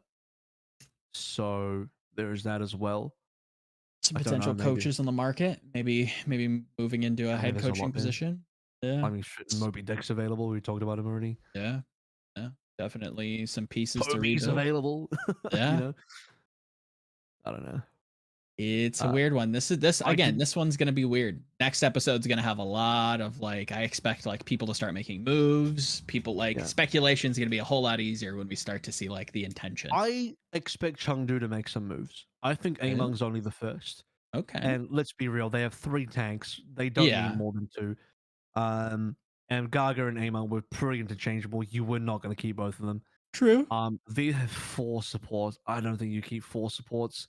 Nah. I have a feeling that maybe Yveltal could get dropped just simply because of Yeah. What ended up happening. do I call it drama? I don't know if I should Yeah. call it drama or not, but just because of the issues. How many more chances do they give the guy to take the game seriously? Obviously, Leave is there forever. They will never let go of Leave for good reasons. Mm. I would like to see them potentially bin Jimmy and Tara Cookie and put a Pritter in there next to Jimmu and Lee for the trio. Yep. If they want, they can maybe even get rid of Jimmu for whatever else. I don't know. There's a lot out there. They would have to try and steal Eileen from the charge if they wanted to get rid of Jimmu. I think Eileen would be a great replacement That'd for be Jimmu, but fantastic. they would somehow have to snipe him, and I don't know how to do Yeah. that. But otherwise, I think Chengdu do a lot more with. They make some change to their backline. I think that for those 4 supports, maybe one of them comes back. That would be my thing, my thought process. Um, Rain have a solid lineup. They should just keep going as they are. Fuel have a solid lineup. Shanghai just won. They have like the perfect team. There's pretty much nothing you need to do there. So they'll just keep it as is. They're confident. Titans probably blow up their roster. No idea. I assume they just will change. I assume they get rid of everybody. So Yeah, kind of a safe assumption. Hopefully we can not have them as a bye week. That'd be kind of nice. Hopefully they can kind of see a renaissance and Hopefully, yeah. start to build something because yeah, it sucks that hopefully Valiant isn't a joke, but yeah, to be seen. To be seen. we'll approach with cautious optimism until provided otherwise, I guess. Well, there it is, guys. That's Yeah. going to be another 3-hour episode in the bag. Mm. Um, So, all that talk about like, yeah, maybe we'll do a shorter one today so I can go to bed. Yeah. Not a chance, buddy. Not a chance. Yep. Joe said we wouldn't talk about all 20 teams. Yeah, we did. We Yeah, did we get did. through them all. We did do 20 teams. We did do them all. The one thing that I will, my last quick mention, I think just I think I speak for the guys here, and I just wanted to say thank you to the community. I think we all kind of started this podcast and just kind of talking about the games. I don't think we ever expected it to grow to the kind of position that it is. Not like we're some holier than thou entity that casts judgment on the Overwatch scene, but to kind of see it grow into what it is, to see some of the familiar faces in the comments and in Discord, it's very heartwarming. And I just want to say thank you. Obviously, we wouldn't have gotten a sponsor, which is crazy. And win prediction contests, of course. Some of them. Yeah, shout out to D Hulky. Ended up with a 10K in the bag, right? Like it's insane. I just my heart goes out to the fans and the supporters. So thank you guys. Thank you very much. That's 195 done and dusted, 5 away from that magical 200. We're going to be reaching that over the next month or so, definitely by the end of the year, and hopefully there'll be lots of great things with more announcements. Overwatch 2, obviously by the next episode, they'll have more roster moves. We'll figure out what to talk about next episode. Off season is always going to be quite interesting. It is going to be heavily dependent on what kind of news arrives. Beyond that, maybe it's time to get a guest on. We'll see how it goes. We'll see you next week for 196. Thanks for tuning in. Peace.